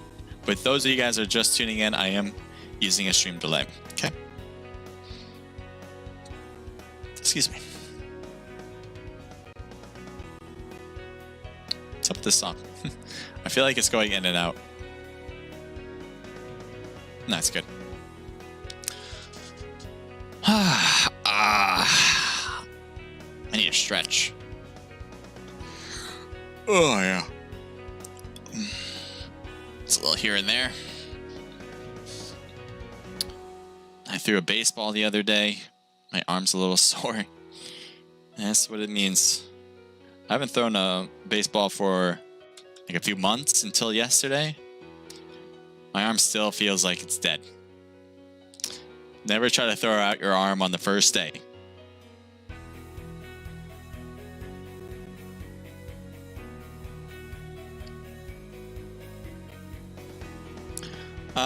What do we have here? So we got Sandhawk next. All right, Sandhawk is the next one. I'm not sure how this one's going to play out. Sandhawk typically, if you guys don't know, is a lot of grass, a lot of rock and tree barriers to utilize. There are a few compounds. There's a few major towns as well.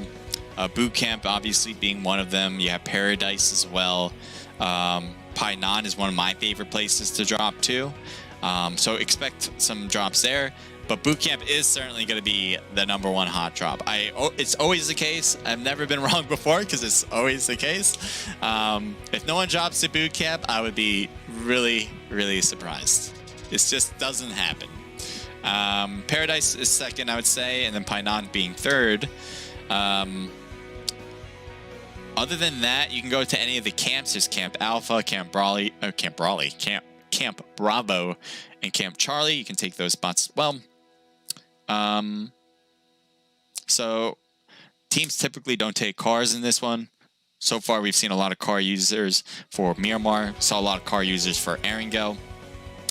We're probably not going to see anyone using a vehicle for this unless they're by themselves and they're trying to really just pass by some teams. Possibly, but typically no. I would say I've only seen someone use a vehicle in a scrim for Sandhawk at a ratio maybe of 1 out of every 10. 1 out of every 10 scrims, I might notice somebody using a vehicle. It's just very low. And the major reason is because if anyone is crossing your path at any given time, you're going to want to go prone, stay hidden in the grass, if you want to stay safe. Now, if you want to be attacking, you'll just keep going and go straight after the sounds. But if you wanted to kind of wait it out, you can go by going prone, and it'll be very hard for other teams to spot you out. So that's kind of a weakness to this map, I feel, for Sandhawk. It's just too easy to stay low, especially in TPP. But that's just the way it goes. There's weaknesses on every map. Miramar's weakness, I feel, actually Miramar is one of the best, I think, when it comes to esports being competitive, because you really are relying on shots. What is the password, bro? Says Crew Challenger. This is sorry, I didn't see your message before, actually, of the room. This is a closed custom room, so you're not going to get the password for this. If you do want to compete, they have these every week, I think multiple times a week, actually, on the weekends. So if you want to sign up, you certainly can. If you click on this Discord link, I will provide, you can go to it. YouTube already has it. I know it stays there, so you can definitely hit that one on YouTube, and then hit the Discord link on Omelette Arcade. That one stays there too, so you can hit that. I think Twitch is the only one where if you leave the stream and come back, it starts a whole fresh one, so you don't get to see anything that people have said previously. But I just posted again for Twitch, so you can head in there. If you have any questions, Crew Challenger, about how to, definitely let them know in Discord. I'm not hosting this scrim. It is HYLLOS and their whole squad, and their whole team organizing, or scrim organizing staff members that are organizing it. So definitely hit them up if you have any questions about how. But if you're asking like the original questions, like how do I find their Discord, I can certainly post that to you, and you can work it from there. John Carlo, thank you for joining in. I think that's how you pronounce that. I'm not pronouncing the first part, but Salviara, thank you for joining in on the stream as well. Anywho, what I was saying before is Miramar is a really good esports map because it does require a really thoughtful process when it comes to rotation. Three key points. I like to make things simple for myself. 3 key points when it comes to esports and PUBG Mobile, right? 1, your own gameplay. So your ability to shoot, your ability to throw grenades, what you're picking up, all that stuff. That is your own gameplay. That's what I consider under the realm of your own gameplay. 2 is rotation. So being able to know where to go, and more say how to get there. So either you're going to run it in, you're going to take a car in, how many people you're going to have per car, what route you're going to take to get there. That's your second piece, your rotation. And then the third piece is positioning. So right when you start seeing that zone changing, where do you want to go in that zone? What will be the best spot to take? And where do you think that zone's going to change to next, so you're going to be ahead of the game before anybody else? And that is kind of the 3 key pieces. Everything, all 3 of those are supported by information that your teammates are giving you at any given point. So yeah, that is a good, that's this way I simplify things. So I think Miramar does a great job taking a piece of each one of those, because in order to rotate in Miramar, you got a lot of open space. You got to be careful how you do that. There's a lot of hills, so positioning is very important. Which parts on the hills on Miramar is going to be the best for your team, and then obviously your own gameplay. That kind of relates to everything, every map, I think. So there you go. They're 3 pieces. Erangel, very similar. I think you're going to want to take a car to rotate. Oftentimes the zone doesn't close on a compound. That kind of makes sense. It looks like we're about to start. John Baba, thank you for joining in. The thing is about Sandhawk, it doesn't really equate to all 3 of those things in my eyes. Code, name a code, send in chat. So the code is not given out. They are closed customs that are only given to people who have registered, just to let you know. So what was I saying? Oh yeah, Sandhawk is one of those places where rotation, I would say positioning doesn't matter. Positioning doesn't matter in Sandhawk. Anytime you see that zone change, you want to be in it, but it really doesn't matter where you are. At least from difficulty standpoint. You can just get into the next zone, and at least that'll be a good spot. Rotation-wise, I kind of like the way Sandhawk has their rotation set up. It's quicker, so it makes you feel like you have to move faster. And the map is smaller, so that's kind of the main reason why that is. So I kind of like that about Sandhawk. That's one of the few things I do like about it. With Vikendi, we'll have Vikendi next, but Vikendi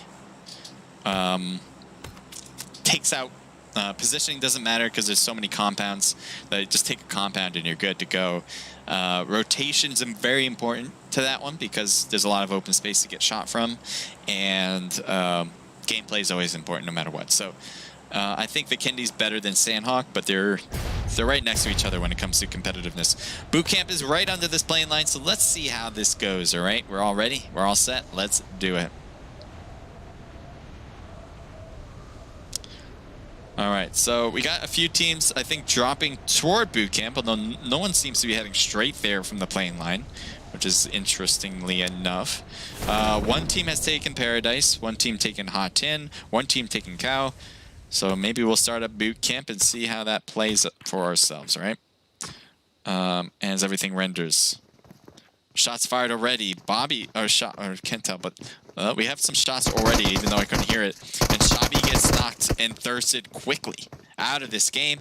That's going to be a major hindrance. It looks like I8 was a little slow to get into here. Oh, he's going to be able to get this one. No, he wasn't able to win it. Evil Boy, no, had to jump on him, but just could not get the bullets on target, even though he was really close. There he is right there. Use that Uzi, man. But he doesn't want... Oh, he got a lot of good damage. Trying to get another one, but no, Malik getting knocked out. That's an instant kill. I guess it did quite make sense not to shoot. But he really had a good opportunity. He got 2 out of the 3 that was in that position. And maybe he could have done something against the 4th. But all of these players will be alive and will take all of Bootcamp for themselves. I'm really surprised how not a lot, apparently. Not a lot of teams have taken Bootcamp. Only 2. We got 5D ammo. Looks like he's just going to stay low. He has a gun. Professor's behind the wall there. There he comes out. I'm trying to get the shots early. Gets a hit. And that caused a lot of damage on that hit. Good finish there. Wow. Just a little peek there. Just a tiny maneuver to the right to get around to the wall, but puts a snuff to it. Good job from Ammo. Heading over to Team 11. I think he just got a kill. It might have just gotten a thirst there too against a 69 player, Lopez. So 1 kill on the board for them. Here's another 69 player, Hellboy. I think he's going to try to find some weaponry. So far, he's kind of not having much luck in that department. Wow. Sandhawk, so if anyone knows anything about Sandhawk, especially in Classics, teams love to drop hot. That's like what they do here. That's the reasoning you play Sandhawk, is to drop hot. So I know it's a scrim, and oftentimes we do see separation based on scrims. But Bootcamp not having that many people, Paradise having only 1 team dropping there, Hot Tin with 1 team dropping there, Painan 1 team dropping there. This is a separation I don't think I've ever been used to here at Sandhawk. So take it or leave it. I'm not sure if that's something that's normal in the European servers. What server is this scrim held in? Oh, perfect timing to say that. This is the European server. So really on a different level. But we do have another team that has gone to Bootcamp right now, and I'm sure Team 7 should be aware at least that there's a team here, because if you're coming here with roughly 5 minutes into the game, better believe that there's a team. Looks like Wishmaster. Oh, Guapro got knocked. I'm not sure how that happened, but also Sneaky Prod gets knocked on FN. Looks like Finesse is getting hit hard as well. Will need to get healed. He has first aid. He has bandages. Taking some last-minute shots there. I'm surprised he's rotating still. Why not heal first? There he goes. I guess he wanted to get Sneaky up as well. But he has a teammate over there right now that's going for that.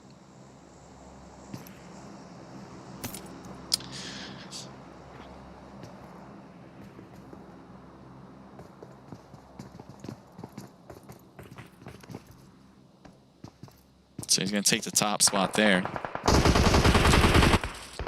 Guapro is over here next to Killmaster. Or Wishmaster, Killmaster. Wishmaster. He can't really go... Uh-oh. He's got to say, hey, can you move over? And there you go. But Wishmaster wants to get this revive, obviously. Another grenade. Oh, he's got no health left. Richard throwing some excellent grenades, but just cannot see... Oh, that's it. That's going to be it. Oh! It took him out. I don't know how it took this one. Oh, that's it. Wow. Just why not throw more and more and to get the job done? So Wishmaster knows his days are numbered right now. And there he goes. Good job from Richard throwing those grenades over. I think he definitely knew that there was a player because of the knocked player. I don't think maybe he didn't realize, or maybe he did realize. Uh-oh. Sneaky Prod getting hit from a prone player. Strike's going to rotate to the right. Trying to hit him every now and then, every time he peeks. Prod's doing a great job, but couldn't handle it much longer. He gets taken down. I think that was from Kavi from the side there. Yes, it was. So, Striker doing a strike, I should say. You strike, or what is it? Let's see. You unstrike. Vic X unstrike. That's his whole name there. So the whole team in front are still there, other than Sneaky, obviously, who they took out. Squally's coming up closer. Kali on the right. Kavi on the right. Shooting through the smoke, hoping for a hit. Strike already left that spot, though. Continues to shoot through the smoke, hoping for something to make contact, but no. Grenades next on the list. We'll see if that makes contact, but I think he's too far away. It'll probably land short if he does start. Yeah, way short for that. Strike throwing his own grenade. Why not? But again, too far from anybody. Looks like Team 11's out there in the distance against F13. Although I don't think they're going to be battling it out really too much. Team 18 with 69. Looks like one player is getting revived. We got F13 on the right, and we got Recast on the left.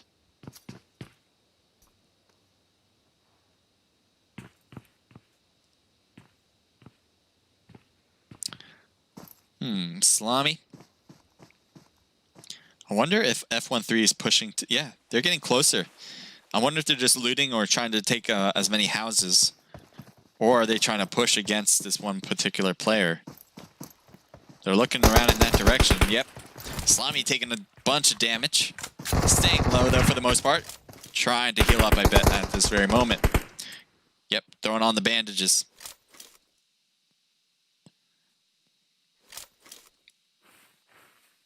Venten. They were able to get a knock, apparently, on that far side. We'll see if they can get a thirst, too. That will not be the case, actually, as he's got picked up. Teammates cutting him back into the position he was in before. And he's getting real close. A grenade would be great here. Molly thrown and just too far. Salami, throw your own, man. Although they have backed away from their spot.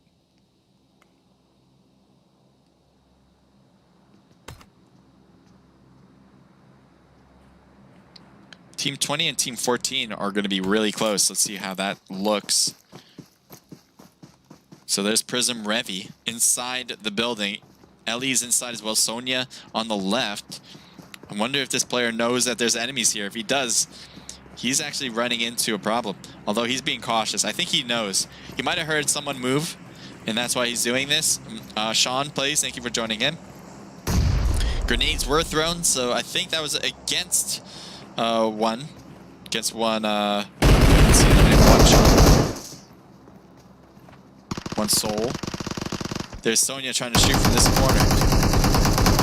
One player gets knocked down. 2v1 right here in this corner. Getting them in there. This a little sliver through the door will get the knock. And the last player is down for one soul. Well done, though, from Prism. They were waiting like a Venus flytrap coming in for the prey, and then they were able to take them down as they got close. So all those gunshots, though, had to have been heard from FD, and they're just waiting. They're just going to be, hey, if you guys want to go straight in, I'll gladly take your kill. But we'll see how they do get into zone. Because will they be able to see them? There's a lot of tree cover that'll make it tough for them to see this. But as they go, I'm sure they'll get glimpses of them and start shooting. Yep, there's the shots that we're expecting. Sonya taking the first damage hits, but is able to find the tree to hide behind. This should be good from Kata here. Let's see if Kata can spot them. Because they don't know these shots are coming from, or Yakata. Yakata, just look more to your left. There's one on top on the right. Getting right behind the tree leaves. There you go. There's the knock. This is what I was expecting. And Ellie gets knocked as well. I think Ellie was trying to hide from Yakata's shots as well. But obviously in that motion got knocked from the rest.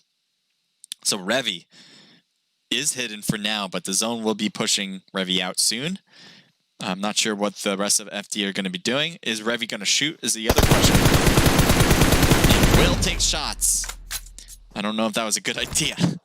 I mean, you would like to do that, right? So you can like pick up your teammates, but I think their teammates are going to be gone no matter what. The blue zone's going to add on to the damage. There's just too many enemies in front.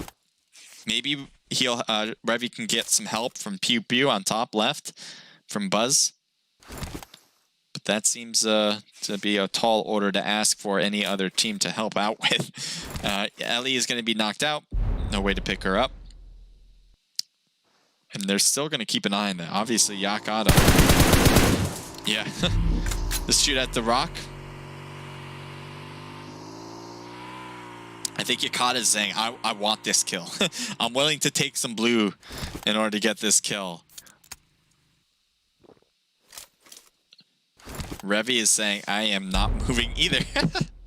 Blue zone battle. Revi trying to back away. Getting hit as she does. And no, Yakata was able to snuff it out. So good job. Here's the one player. Pew Pew. And it looks like one player's on the vehicle. Tavi, it looks like Darnell is going straight to Tavi. So they should be good. Pew Pew's not peeking it, as far as I can tell. And so either way, we'll be safe. We'll head over straight to another team battle. It looks like Maddie getting knocked. Twisty's knocked as well. And it looks like there's a third party too shooting across, as that's causing some damage. Notorious is alive, prone, acting as a shrubbery, hoping for that to get the cover necessary. Getting a knock there, took some damage in the process. But he had no idea where he was. 2P so far, but could not do anything more. Ran out of bullets and had to start reloading. So one thirsted through that process. Golbs is going to try to get revived. Should be able to. Another teammate out of the game. I thought this was going to give you enough cover here from this distance. But look at the long range shot. That was from 7A. And they were getting some good hits. Maddie Bunny, thank you for joining the stream. What do we got? So far, nothing. I mean, we don't have any battles quite yet. Team 17 seems to be on the chase against Team 23. Yeah, he's won easily.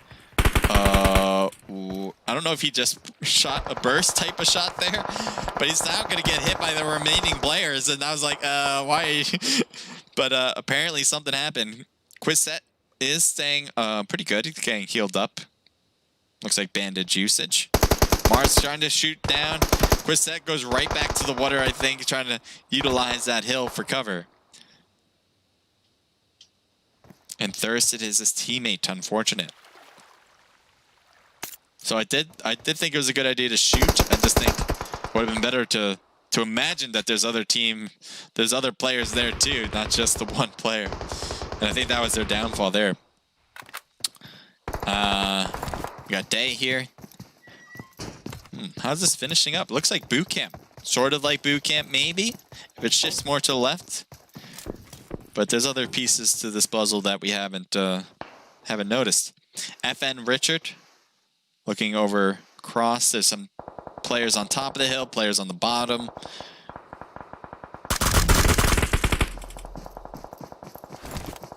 Did they just take care of a team back there?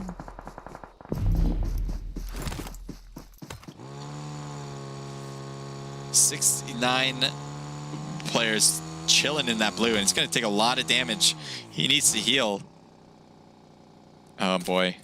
Let's see if this works. One got knocked out, and the other stays alive. Oh, what? He had the time, I thought. Oh, unfortunate. Oh, is he going to make it? Taking a lot of beating right here from the blue zone. Gets in.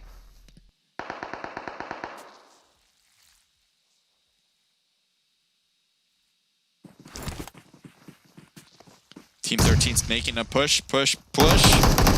Shots fired down. This Bates gets knocked. Katana getting a two-piece in the corner here. Ghost is the only one left on the squad. Thank you for the follows, Team Buns. And knocked out is Ghost thanks to Katana. I think that was Katana. I can't tell, but yes, pretty sure. That was Saitama. That was Saitama getting the last one.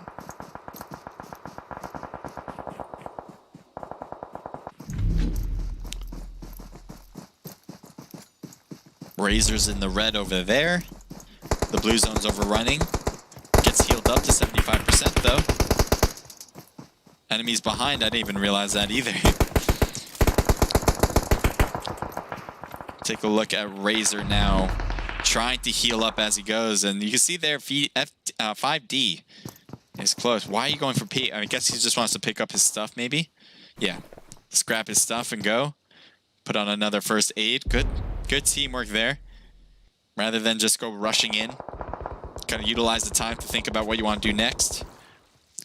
Gibbs. Gibbs has to hear this. Yep, here's Razor. Unfortunately, Razor doesn't hear him.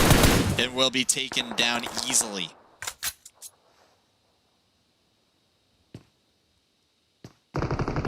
Richard looking through the doorway. A lot of knocked over there too. And there's a player, enemy player, who's knocked in that doorway. I think he wants to go for that thirst. He sees him every now and then. I guess it doesn't really matter whether you do or not. Unless you're trying to... Got the hit. Couldn't get a knock though. 6x scope on the M4. Making it a little tough for him, I think, to get a handle on that. Enemy coming in from behind. Two enemies. There's one right now. Oh, gets third-partied.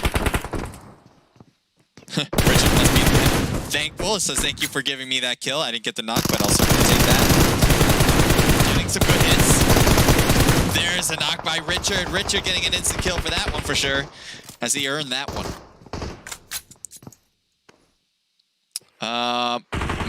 Mattis, God, thank you for joining in. Thank you for the follow too.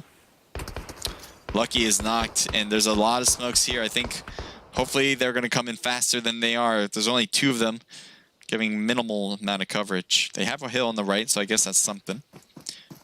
But look at that one passing out. Get behind the next smoke over. Yeah, that's why having so many smokes is going to be crucial. The zone, wow, look at the zone. Anyone looking at this mini-map? This is going to be, thank you for the follow, the la. It is in the middle of nowhere. No one's going to have any hill coverage. Maybe this little piece of hill will cover, but you have the left there to really worry about for PH. So, gets knocked down easily, as Lucky could not survive that. What PH needs to do is just survive long enough where F13 is going to be pushing themselves out into the open. Right now, they are just starting to get in. So here's all the good shots that they were hoping to get before. Let's see if they can capitalize on that. Zebs is getting hit. Every now and then, they're going to keep moving in. Good shots on Mars as well. Zeb's still alive. And there's the instant kill. I think the blue zone kind of finished it up for Saitama there. But, oh no, Richard was not seen at all. He's going to grab this high part. As long as he can see him coming down, he just needs one more hit. One more player. Oh, it gets taken down. Good job trying to determine whether to go for the revive first or whether to take him down. He went for taking him down. And that played out very well. Good job from PH. They held their own. It was very close against F13 for them, but they did win it. So they got 6 kills total, with Katana getting 3, Saitama getting 3 as well. 6 total, as I said before. FN coming in with 5 for Richard, 2 for Sneaky Prod, and then 3 for Squally. So that makes the team total of 10 double digits. Well done. F13. 2 kills for Sunny Day. I think that's Sunny Day. And then 1 apiece from Zevs and Mars, a team total of 4. 5D coming in with a lot of kills. 4 for Tavi, a team total of 11. Another double-digit kill count squad. 7A with 4 kills. Nice shot Fears with 3 of them. We have XVA with 3 for Dr. Lecter. EGS with everyone getting at least 1 here too. 4 for Gubs, a team total of 9. FCS with 1 kill from Pete. Recast with 3. CGS with 1 kill from Pioneer. K4L with 2. 69 with 0. Buzz coming in with 0 by himself. TK with 7 kills. Prisms with 4 kills. VNT with 0. HLS with 0. 1 Soul with 1 kill. Sean or C with 1 kill from Ninja, and then I8 to wrap it up with 0. All right. Whew. We got 1 more match, guys, so don't go anywhere for that. If you have any questions, you know where to hit me up.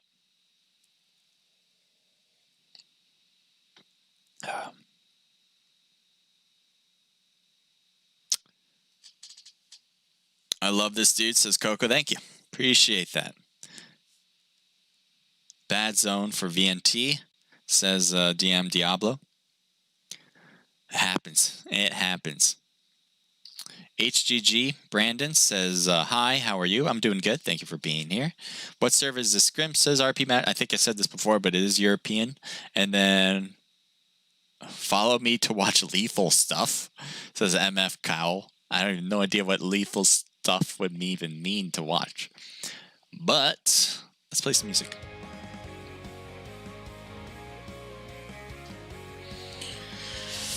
Oh, yeah.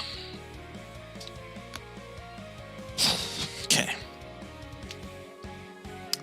1 more tonight for you guys. I guess it's tonight, and then, but for me, it's what now? Roughly 4 o'clock. 3:50.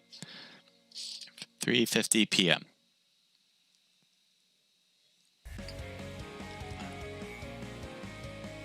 Let me make sure I can get in the next rim.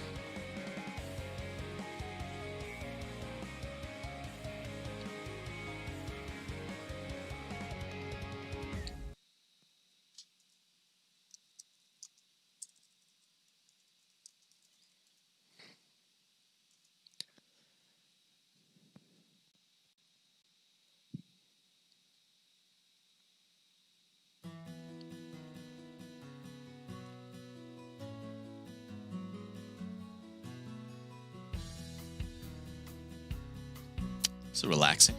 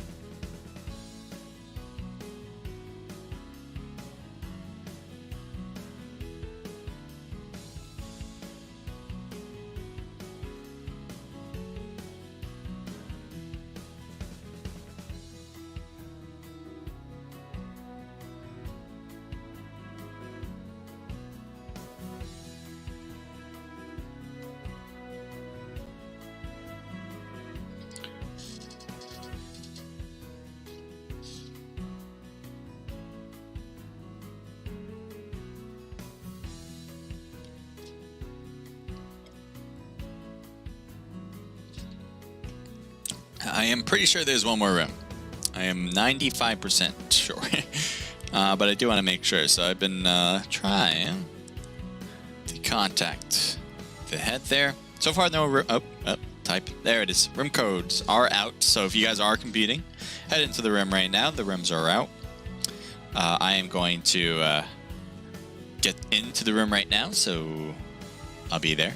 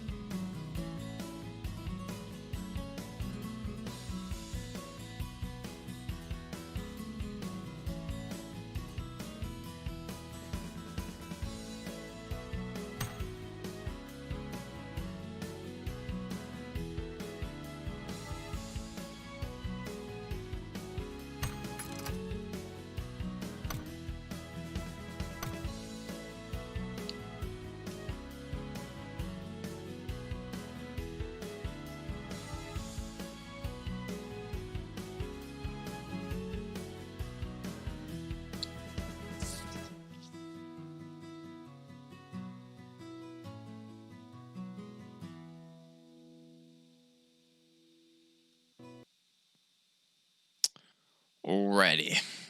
So we're in the room. About to begin. Well, not yet. Let's see what time this one's going to start, actually.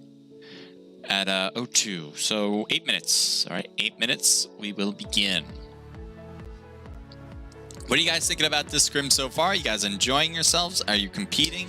Let me just fix this up a bit. Are you guys competing? Are you guys just watching? What do you guys think? I hope you guys are enjoying yourselves regardless of what you're doing. But, yeah.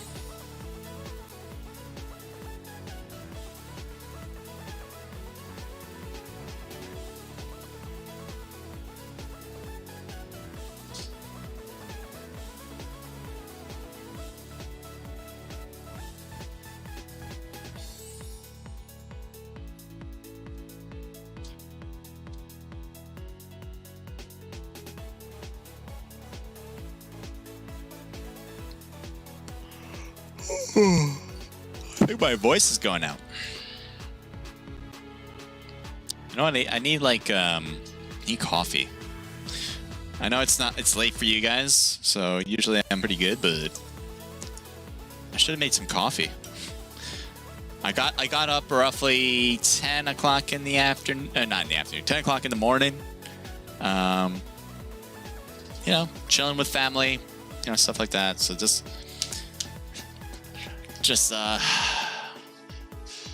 I need some energy of some sort, though. I don't know what, though. I can't make coffee now. Not quick enough. I don't really have anything else. Oh, well.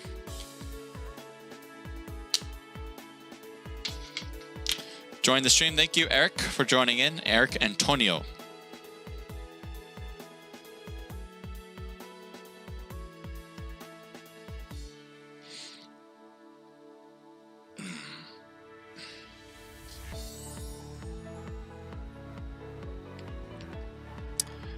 Kakar, thank you for joining. Kakar OT, or Orteg, thank you for joining in.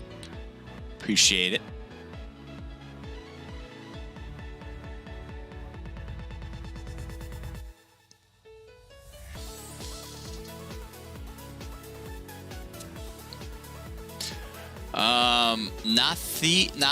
Nazit, I can't pronounce that, but I'll try my best to pronounce your wordage here. All right, here we go. Let me see if I can say this. All right, it says, Oi Vic Pade, Medoa 32 Toque, Pafzino, Sopra, Comprar, Misao do Ovo. I think I nailed it. I mean, I don't know what I said, but I'm pretty sure I nailed it. Whatever it is. I'm sure it just means like something like, you know, yada, yada, yada. I'm the best, yada, yada, yada, whatever. Like, yeah, I get it. I know I'm great, so appreciate it. BTF, thank you for joining in. Kid, thank you for joining in. Anonymous Girl, thank you for joining in.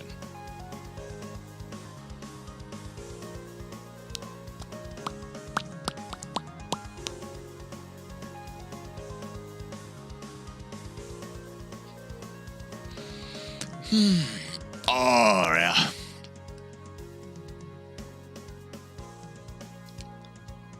Oh, excuse me. I really do need some sort of like sugar or something. You know what I mean? My body needs something.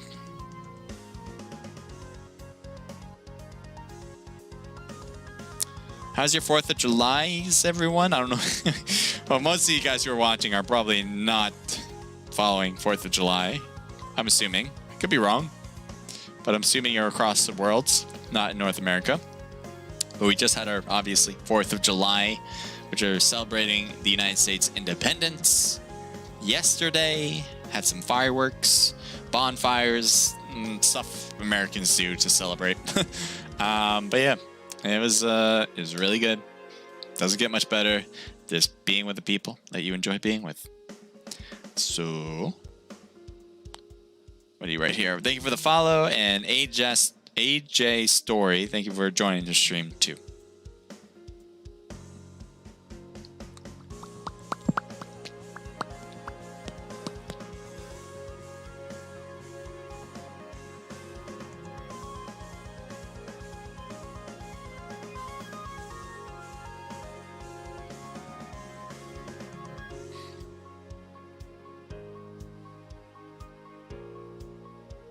McDonald's, thank you for joining the stream as well. We got 44 people. We're about to begin. I don't know what time. I think in 4 minutes, 5 minutes maybe. Let me see. No, in 3 minutes. 3 minutes. All right, be ready.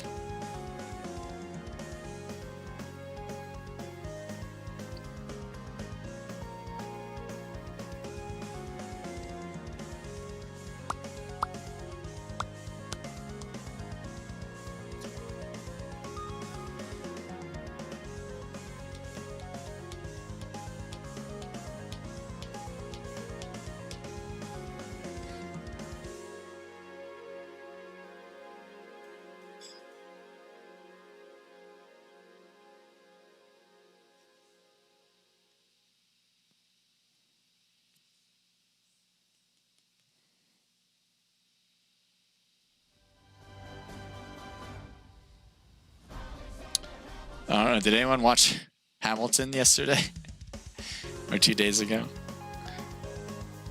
It's like a Disney Plus thing. I'm gonna play a repeat. I have no idea what that is.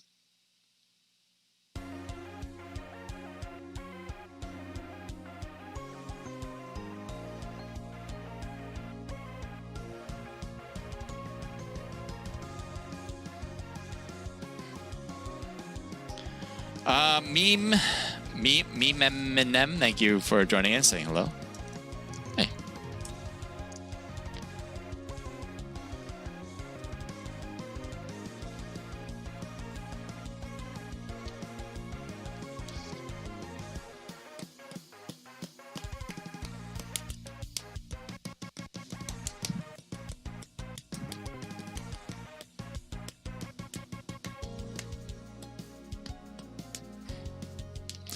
One minute before we begin.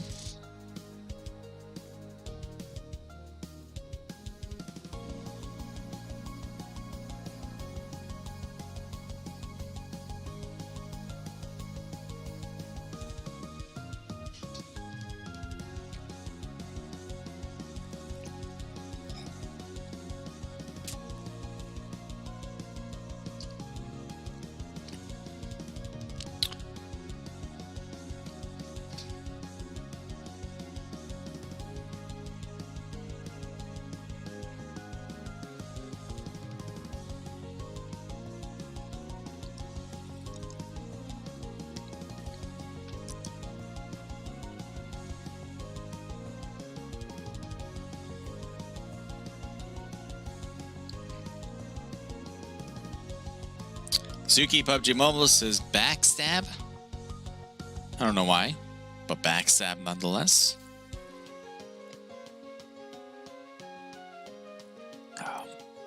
Did I backstab somebody? I hope not. I don't think so.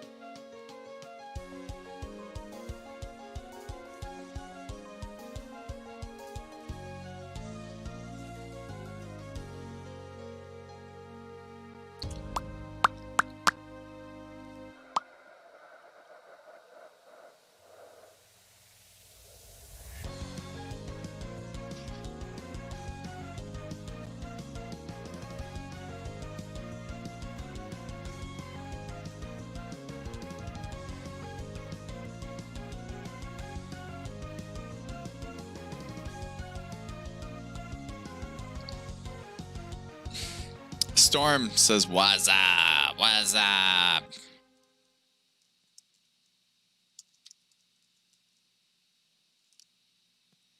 Yeah, boy, I didn't have no fireworks though, and AJ Story. Yeah, AJ Story. Is that somebody I should know? Because that was a person that was an account from Omelet. So maybe there's like a person called AJ Story or something.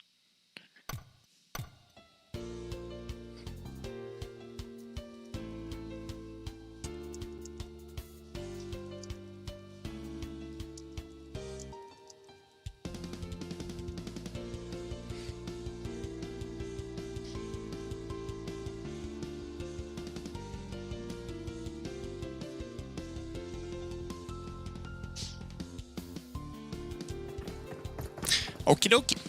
Let's do it.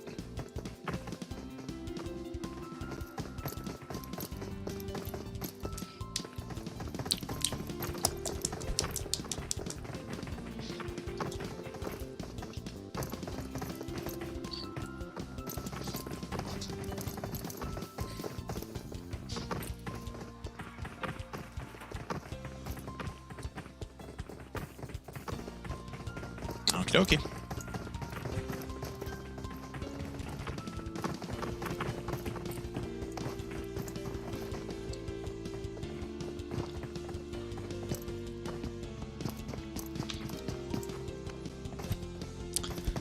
All right, let me get myself ready, shall we? We have this match to finish things up with. Things are left unsaid. Things are not finished. Let's finish it, I guess. Let's do that. Anyway, we got Vikendi. It's my favorite map to look at. I love like the way this map looks. It's amazing. The problem is this map is it doesn't really. It's not that competitive. It's not a competitive map compared to the other ones that we're used to seeing. Erangel and Miramar are obviously the two that are the most competitive. Vikendi, Sandhawk, they kind of get lost in the shuffle there. There's always weaknesses with either one of those maps. So, but we're going to finish it up with Vikendi because we got 4 matches. We're going to do all 4. You got to be good at all 4 of them in order to be good at PUBG. All right, that's just how it's going to work today. So what are we going to see from players? I think Volnova, we're going to see some teams drop there. The great thing about Volnova is pretty similar to Los Leones and Miramar, is that a lot of teams can drop there and they might not see each other for a while. Or they'll hear each other, but there's a lot of building coverage, so you can still have time to loot, not automatically try to find a gun and shoot right away. It's not going to be one of those quick type of battles. For the most part, I mean, you might get unlucky, but for the most part, that's kind of what Volnova is. You're going to be able to loot quickly and then move on from there. So let's see how this one plays out as things are still trying to get rendered in for me. I hear a lot of sounds in the background that I think will get fixed up soon enough, hopefully faster than, I don't know. But that sound in the background you're hearing, sorry about that. It should go away.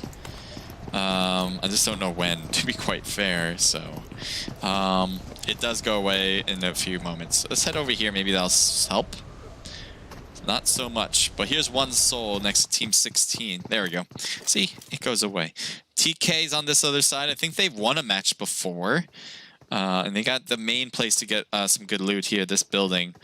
So they should be able to find pretty much what they want, at least in the beginning part of this match. You know, like a good gun, a good vest here and there, maybe a helmet too. As you can see here, he's got good coverage, and he's only had to loot one building. Thank you for joining in the stream, HMS Zuso.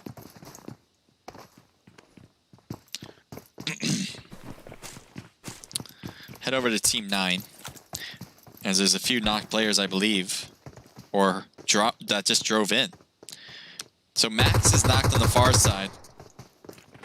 You see here, Logic is just waiting for an enemy to come around.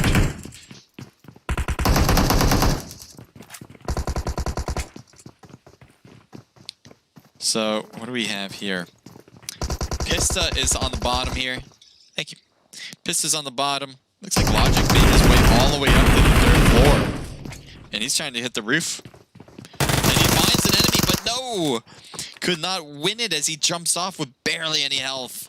One more hit would take him down, but Ghost is going to find a way to survive. Pista is knocked. Logic is knocked. I think Mac was knocked back there. He's going to get thirsted. Is there anyone else? Yes, there is one left, and he's already bolted out of here. Diablo's got to get out. There's no doubt about it. What phone do you use, says Storm? I'm using an iPhone XS Plus. It's a really good phone. I really like it. Or just an iPhone XS, I think it's called. But yeah, it's the 10. I use this for competing in scrims as well, and it's super handy. It's pretty big. I don't know if you guys can tell how big this size is compared to like a normal iPhone. And so like it's not necessarily a tablet size, but it's closest to a tablet if you don't want a tablet, as far as I know.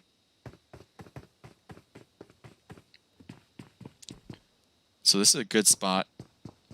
So usually teams, when they go drop to Volnova, they'll take the rooftops. It just adds an extra level of things, extra dimension, making it tough for enemies to spot you out. So certainly a common factor.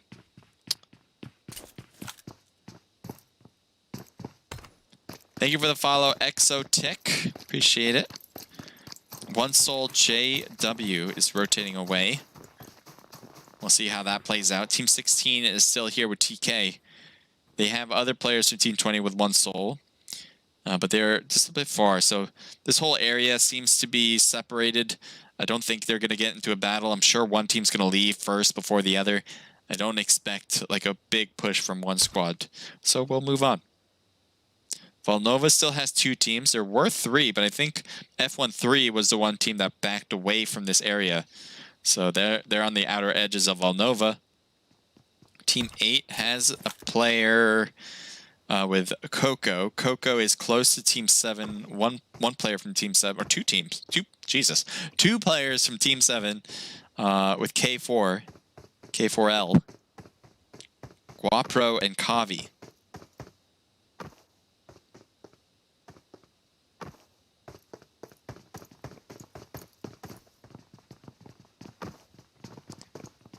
So he's doing a little parkour action, getting shots down at Madio. Madio gonna get knocked. Good work from Coco. So the rest of the players are under him right now. 2 of them in the same building, 1 of them outside, but very close to Coco. 2 players are getting close to the buildings to push upward. 1 smoked the spot out. That's gonna kind of slow them down. They're not sure what's across the other end, so they want to be cautious about it. Let's see where they are exactly. And yes, they are on the 2nd floor. One's hiding. Kavi apparently does not have meds. He would have used them already, and Wishmaster gets knocked. This is going to be a push for sure. There's no doubt about it. Trying to get things done. He does get a knock with barely any health. He's going to back away immediately after because he knows there's more than 1 player in there. And there's the extra shots to boot. Nobody in here left, though, other than on the 1st floor, and they're probably going to be cutting up to the 2nd now. Guapro right there tried to pre-fire him, but he already backed away to the 3rd floor. Shots in the corner. Trying to survive in this one is tough, as both teams are trading a bit every now and then. Snow getting a molly on himself, but was able to avoid the damage. So 2nd floor and 3rd floor is their separation. He's ready for him to come down the stairs. There's Guapro. He goes right back up. Reloads the Tommy gun. Are they putting on the heals? Yeah, they are trying to revive right now. So more time ticks down, the easier it will be for SEA, the harder it will be for K4L. Kavi is still alive, but has barely any health. And he's working from the bottom floor. I'm not sure if SEA knows Kavi's here, so Kavi can cause some issues. But at the same time, he only has this much health to deal with in the first place. Should be able to get 1. Oh my god, he was actually almost out of there, but no. So that was a close one. I think that was his best option, was to work what he did. And you can see the remaining players now on the roof. So I think for his sake, he just needs to keep hopping out. He needs to hop to the next part, and get away from this. Staying here, the only thing you would stay here for is if you think you can get a squad wipe. But that would be a foolish errand, I believe. There is another team here, though. IB. Shots on IB, and look at that. 2 knocks right in a row. Snow has taken damage, has gotten knocked, but you can see that they can get this done. Right after one squad wipe, they're going for the next. Professor trying to finish up this last one, actually. It's not quite a squad wipe on the first one, I should say, as Guap Pro is still alive. But they've gotten a lot of it done, that's for sure. Revives are happening back here. Looks like Evil Boy will be next on the list to get revived. And smokes are thrown by Malik. You see Ninja trying to get an angle separate from his teammates. Maybe against Guap Pro, maybe against IB. Those smokes are going to be really good. There's Guap Pro. I wonder if Guap Pro can see Ninja first. If he does, that would be great for him, but he's not looking in that direction. Turn around, man, and you will see a possible enemy in your sights. Instead, he's really focused on SEA in front of him, which makes a lot of sense. One player's, I think, attempting. Oh, he just saw him. No, turn around. He's actually getting shot in the back, but Ninja is not going to be able to do it. He heard the gunshots. There he is again. Oh, the AK, not good for this distance. Yes, you got to push forward. He has an Uzi for the ready next. He's trying to finish this 1v1 first. Yes, good work there from Guap Pro. He's getting shot in the long range. Guap Pro, stay low. Ooh, hops the window, stays alive, though he took a lot of damage doing it. Guap Pro is in trouble. He's been in trouble, I guess, for a long period of time, and he's been able to hang on as well. But that is a close call. Shabby moving across the way. Looks like no one's stopping him from doing so.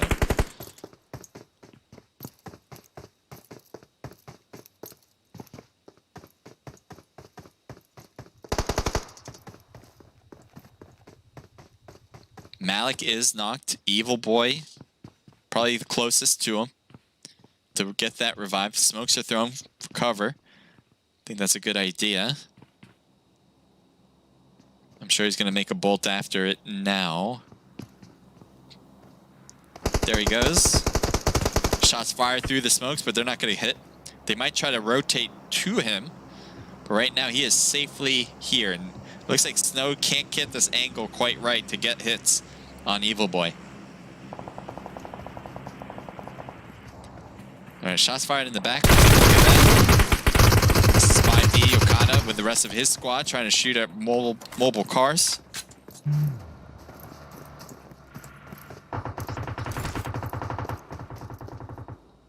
F13 still in the area. We saw them first drop at Volnova, and then they kind of got out of there earlier.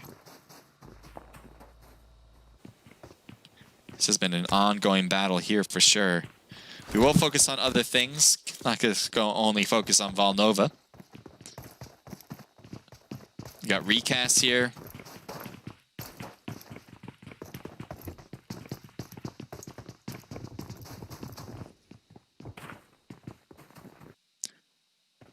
Here's Peric. We'll see what he can do from this angle. He's got the Uzi. He's got the G-gun as well. F13 Mars is kind of rotating in. Can he continue to go? It looks like he's fine. He's able to continue moving along, and off he is. So that's going to be good for him. Very dangerous to be in this car, in this vehicle. He's passing by a lot of squads. Right on this road even. 2 squads on each of them, but they're having a hard time seeing him as it's on a hill. And now he's found his teammates. That'll work. I'm sure he's happy about that. These teams are still on top of each other at Volnova. I think one player is on the roof of this church. Yep. We still have players on roofs here. Guap Pro has been in that building forever now, as nobody has made a push toward him, it seems, after he got a knocked and a kill in that building. Snowy getting knocked. I'm not sure who. Oh, it must have been Shabby. Yeah, Shabby. Good job.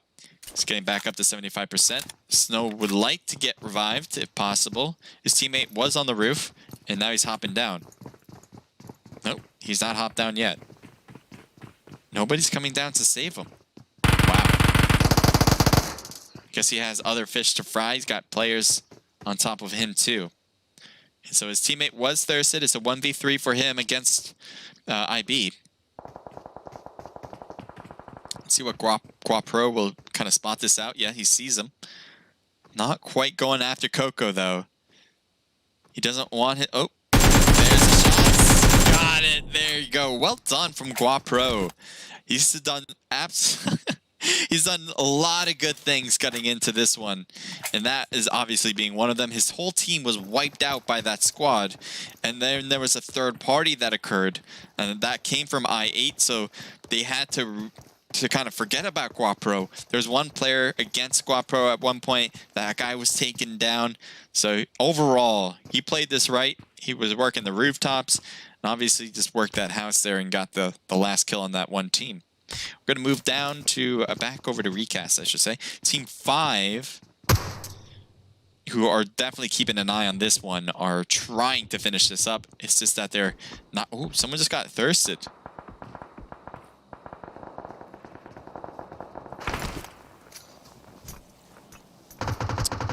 Looks like 69 trying to smoke themselves out, but in the process, looks like they're getting thirsted too.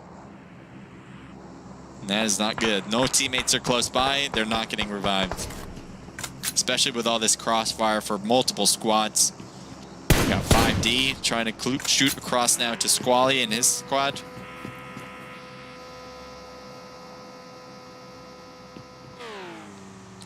Yukata, I think, is scouting ahead. Nope, stops here. There's smokes there, but nobody else is there other than the knocked players. I'm sure Yukata thinks someone's getting revived in that smoke, but that is just not the case. Got Benton. See if he can peek around this and get some hits. Got a VSS. Trying to hit him, but I don't think he was able to be successful with those shots.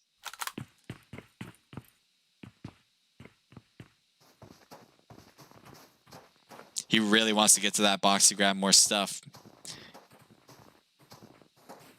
There's the enemy right there.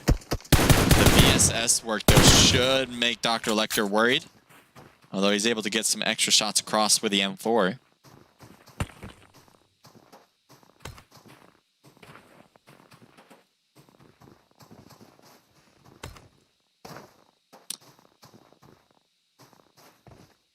There's one player from Team 11 that's actually in a different angle.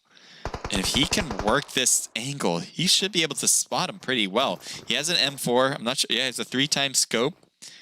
And I don't think they know he's here. So if he's able to kind of continue to wrap, maybe look through those trees a little bit better in a way, he could really get some damage. There's a drop here too. It has an AUG, so if you want to switch the M4 out, you could. I don't think there's a big difference between an AUG and an M4, but by all means you could if you wanted.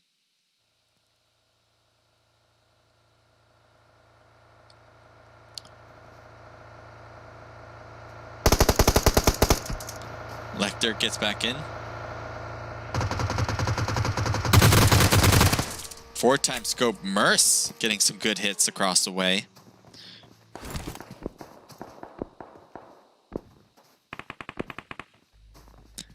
And it looks like Buzz has stopped at the houses.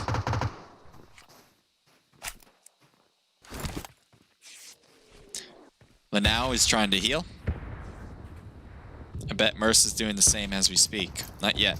It's got boosters. I guess that'll work too. There we go. Trying to snipe him out with the SKS.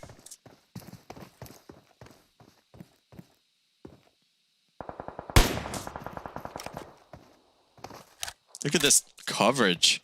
This is an excellent position to kind of shoot from. It's a high point. It's got a dip here. It's everything you really want. You just got to be careful about that hill on the left, but other than that, you're good.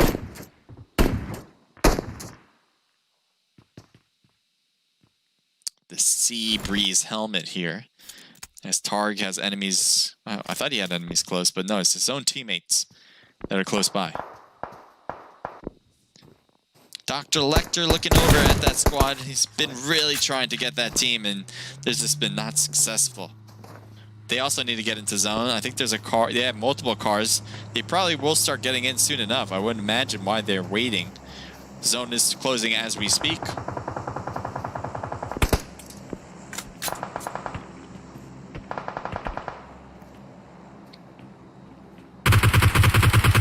Nice knock on Lecter by Slamy.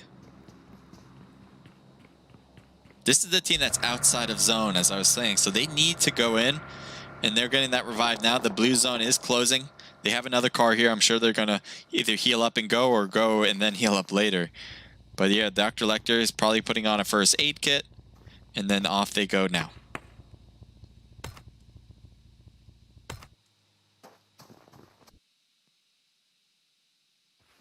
Yeah, one player in the blue. Is he AFK or is he running in? He's trying to run it in.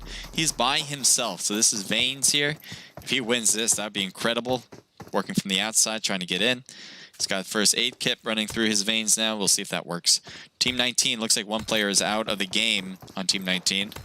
And Sneaky Prod is by himself now for FN.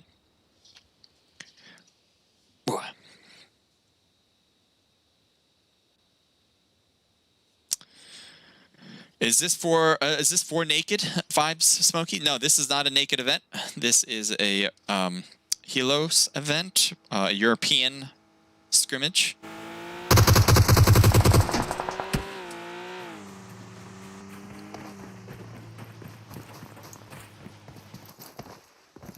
Let's see how they work this one with Buzz. We haven't seen a lot of Buzz. I don't think they've been battling it out quite enough lately. They have one kill on the board right now, but if they survive long enough, they certainly will be forced into a battle. 5D in front of F13. F13 needs to get in as well, so they have the upper hand. If they cross paths, they should be able to take them down, as I imagine F13 will be putting themselves in the open. They are going to try to drive it in, it seems, as they have their own vehicles, so at least one vehicle here. The other one, yes, over there on the left.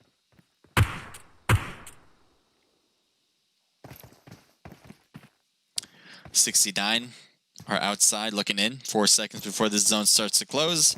And we'll see probably some more bloodshed.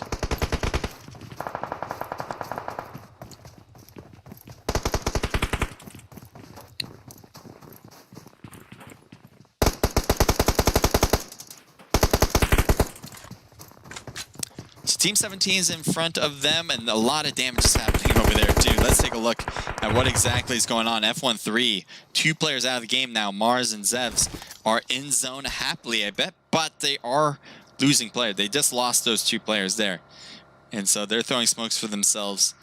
Hopefully they didn't rotate too early in, but maybe not.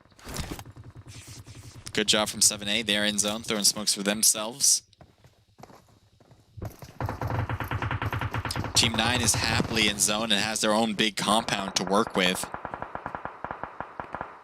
You got a lot of Team 16 players knocked. Buzz probably causing that issue. Grenade thrown in their direction.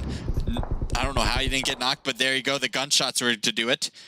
And smokes are thrown from teammates as they're trying. They want to get revived. Notorious is about to get taken down. Blue zone overrunning a player for Buzz. Buzz just gets in.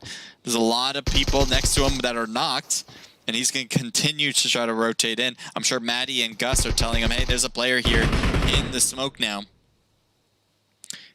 And that was it, actually. I was like, wait, where did he go? He's gone. CGS got that knockout. Twisty is just saying prone here, does not want to be spotted. I can barely see him myself. Look at that. If he didn't have a tag, I would have never guessed there was a player in here. He is blending really well.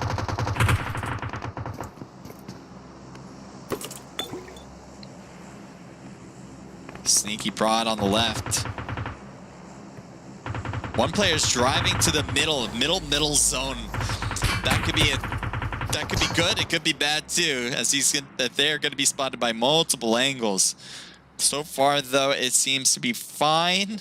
There's a hill covering from Recast point of view, and they're going to have to get in. They're probably going to go straight across the street to do that. Okay, I can't believe you guys took that spot. That is a hell of a position. Recast is actually getting hit from the outside by Bold here. The zone's closing now with 0 seconds left on the board, so I'm sure they're going to get overrun now. One's already knocked. Cannot get this revive. Slimy is out of the game. Might try to grab his stuff. But I don't know why he's chilling out here like this. This is dangerous. He's just trying to heal as much as possible, but let's see what Bold will do. Will Bold cut? Yep, Bold sees him. Oh, no, this is it for him. And that is the end for that squad. Good job from Bold being patient. And unfortunately gets taken down right when I gave him some favor. So he will need to get inside the shed and heal up. Get revived. Meanwhile, these players on this team smoked themselves out, and Darnell smoked their side out as well. Heading over to team 1869. There's only 4 teams left, by the way. It looks like Hellboy seems to have found a place to hide, as he's behind the rocks now.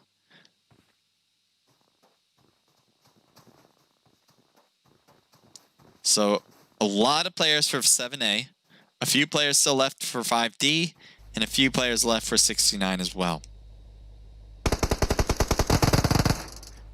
Bold taking a lot of damage. Luckily, does not get knocked. A hell of a Hail Mary molly throw. Way over mark. Throwing a grenade, and that'll get a knock. That was on Paris. Great throw for that corner. And we'll see if they can capitalize after this. They are still a 4-man squad. Throwing that grenade almost did Bolden, but no, Bold is still alive. Throwing another grenade, hoping for that one to make contact. It does not do anything, but Tavi's knocked now, as Darnell is going to be right next to him to get this revive, hopefully. CGS seems to be causing some chaos on the left. Never mind. 7A put an end to that. So now we got 2 teams left. A real big advantage for 7A. Disadvantage obviously then goes to 5D, but it doesn't mean it's over. Throwing a smoke on the right, but might help out. Trying to hit Snap Snow first, but no. Gets taken down. 1v4 scenario. Can Tavi win this? It's going to be a hard attempt. I didn't see that happening either. So it was a good try. Certainly a good try from 7A, but I mean a good try from 5D. But 7A will get the win. We'll take a look at all the results now. He's shooting off. Let me see if I can lower that sound. Last time I tried lowering the sound, I think you guys can still hear it, unfortunately. If you guys can, I'm sorry, but I'm gonna go through these results, all right? We got 7A. I'll do it quickly in case you can. 7A got 4 from Chetan, making a team total of 10. Good job, 5D. Coming in 3, 4, 5, 6, 7 kills. Good job from 5D. We got CGS with 6, 7, 8 kills. A 69 with 2 kills. TK with 4 kills. Recast coming in with 4 kills as well. FN coming in with 1 kill. XVA with a good amount actually as well. 6 kills. F1 3 with 4. Buzz kill with Buzz coming in with 3 kills. IB or IB with 3 kills. PH with 3 as well. We got BNT with 0. 4KL with 2 kills. One Soul with 2 kills. HLS with 4. SEA with 4. FCS with 5, Prism with 0, and last but not least, EGS with 0. All right, let me turn. I don't know if you guys heard the sound, so I just wanted to make sure I did that quickly. But that is it, guys. I really hope you guys did enjoy it. If you guys did, make sure to leave a follow. Oh, that's not the right one. Make sure to leave a follow, subscribe, and give a like as well if you can. Thank you from everybody. If you guys competed, good job. Saw a lot of cool stuff. If you guys want to compete again, you guys probably know what to do already. Hit that Discord link for the HYLLOS ones, and then you can sign up. If you guys are interested in competing for cash prize pool in our Naked Esports events, you certainly can by clicking on the Discord link I have in my profile, in the About page, and in the description. So wherever your platform is, you should be able to find it pretty easily. I do want to thank HYLLOS for letting me stream this event. They did a great job hosting it, very consistent, and timing was awesome. So I didn't have to wait too long for each match. I love that about Scrim organizers, by the way, making it very efficient. All right, for me, it's like 4:30, and so I got my day ahead of me. So I hope you guys, wherever you're watching from, have a great night, have a great afternoon. Take care, enjoy yourself, stay safe, and yeah, that's it. Adios.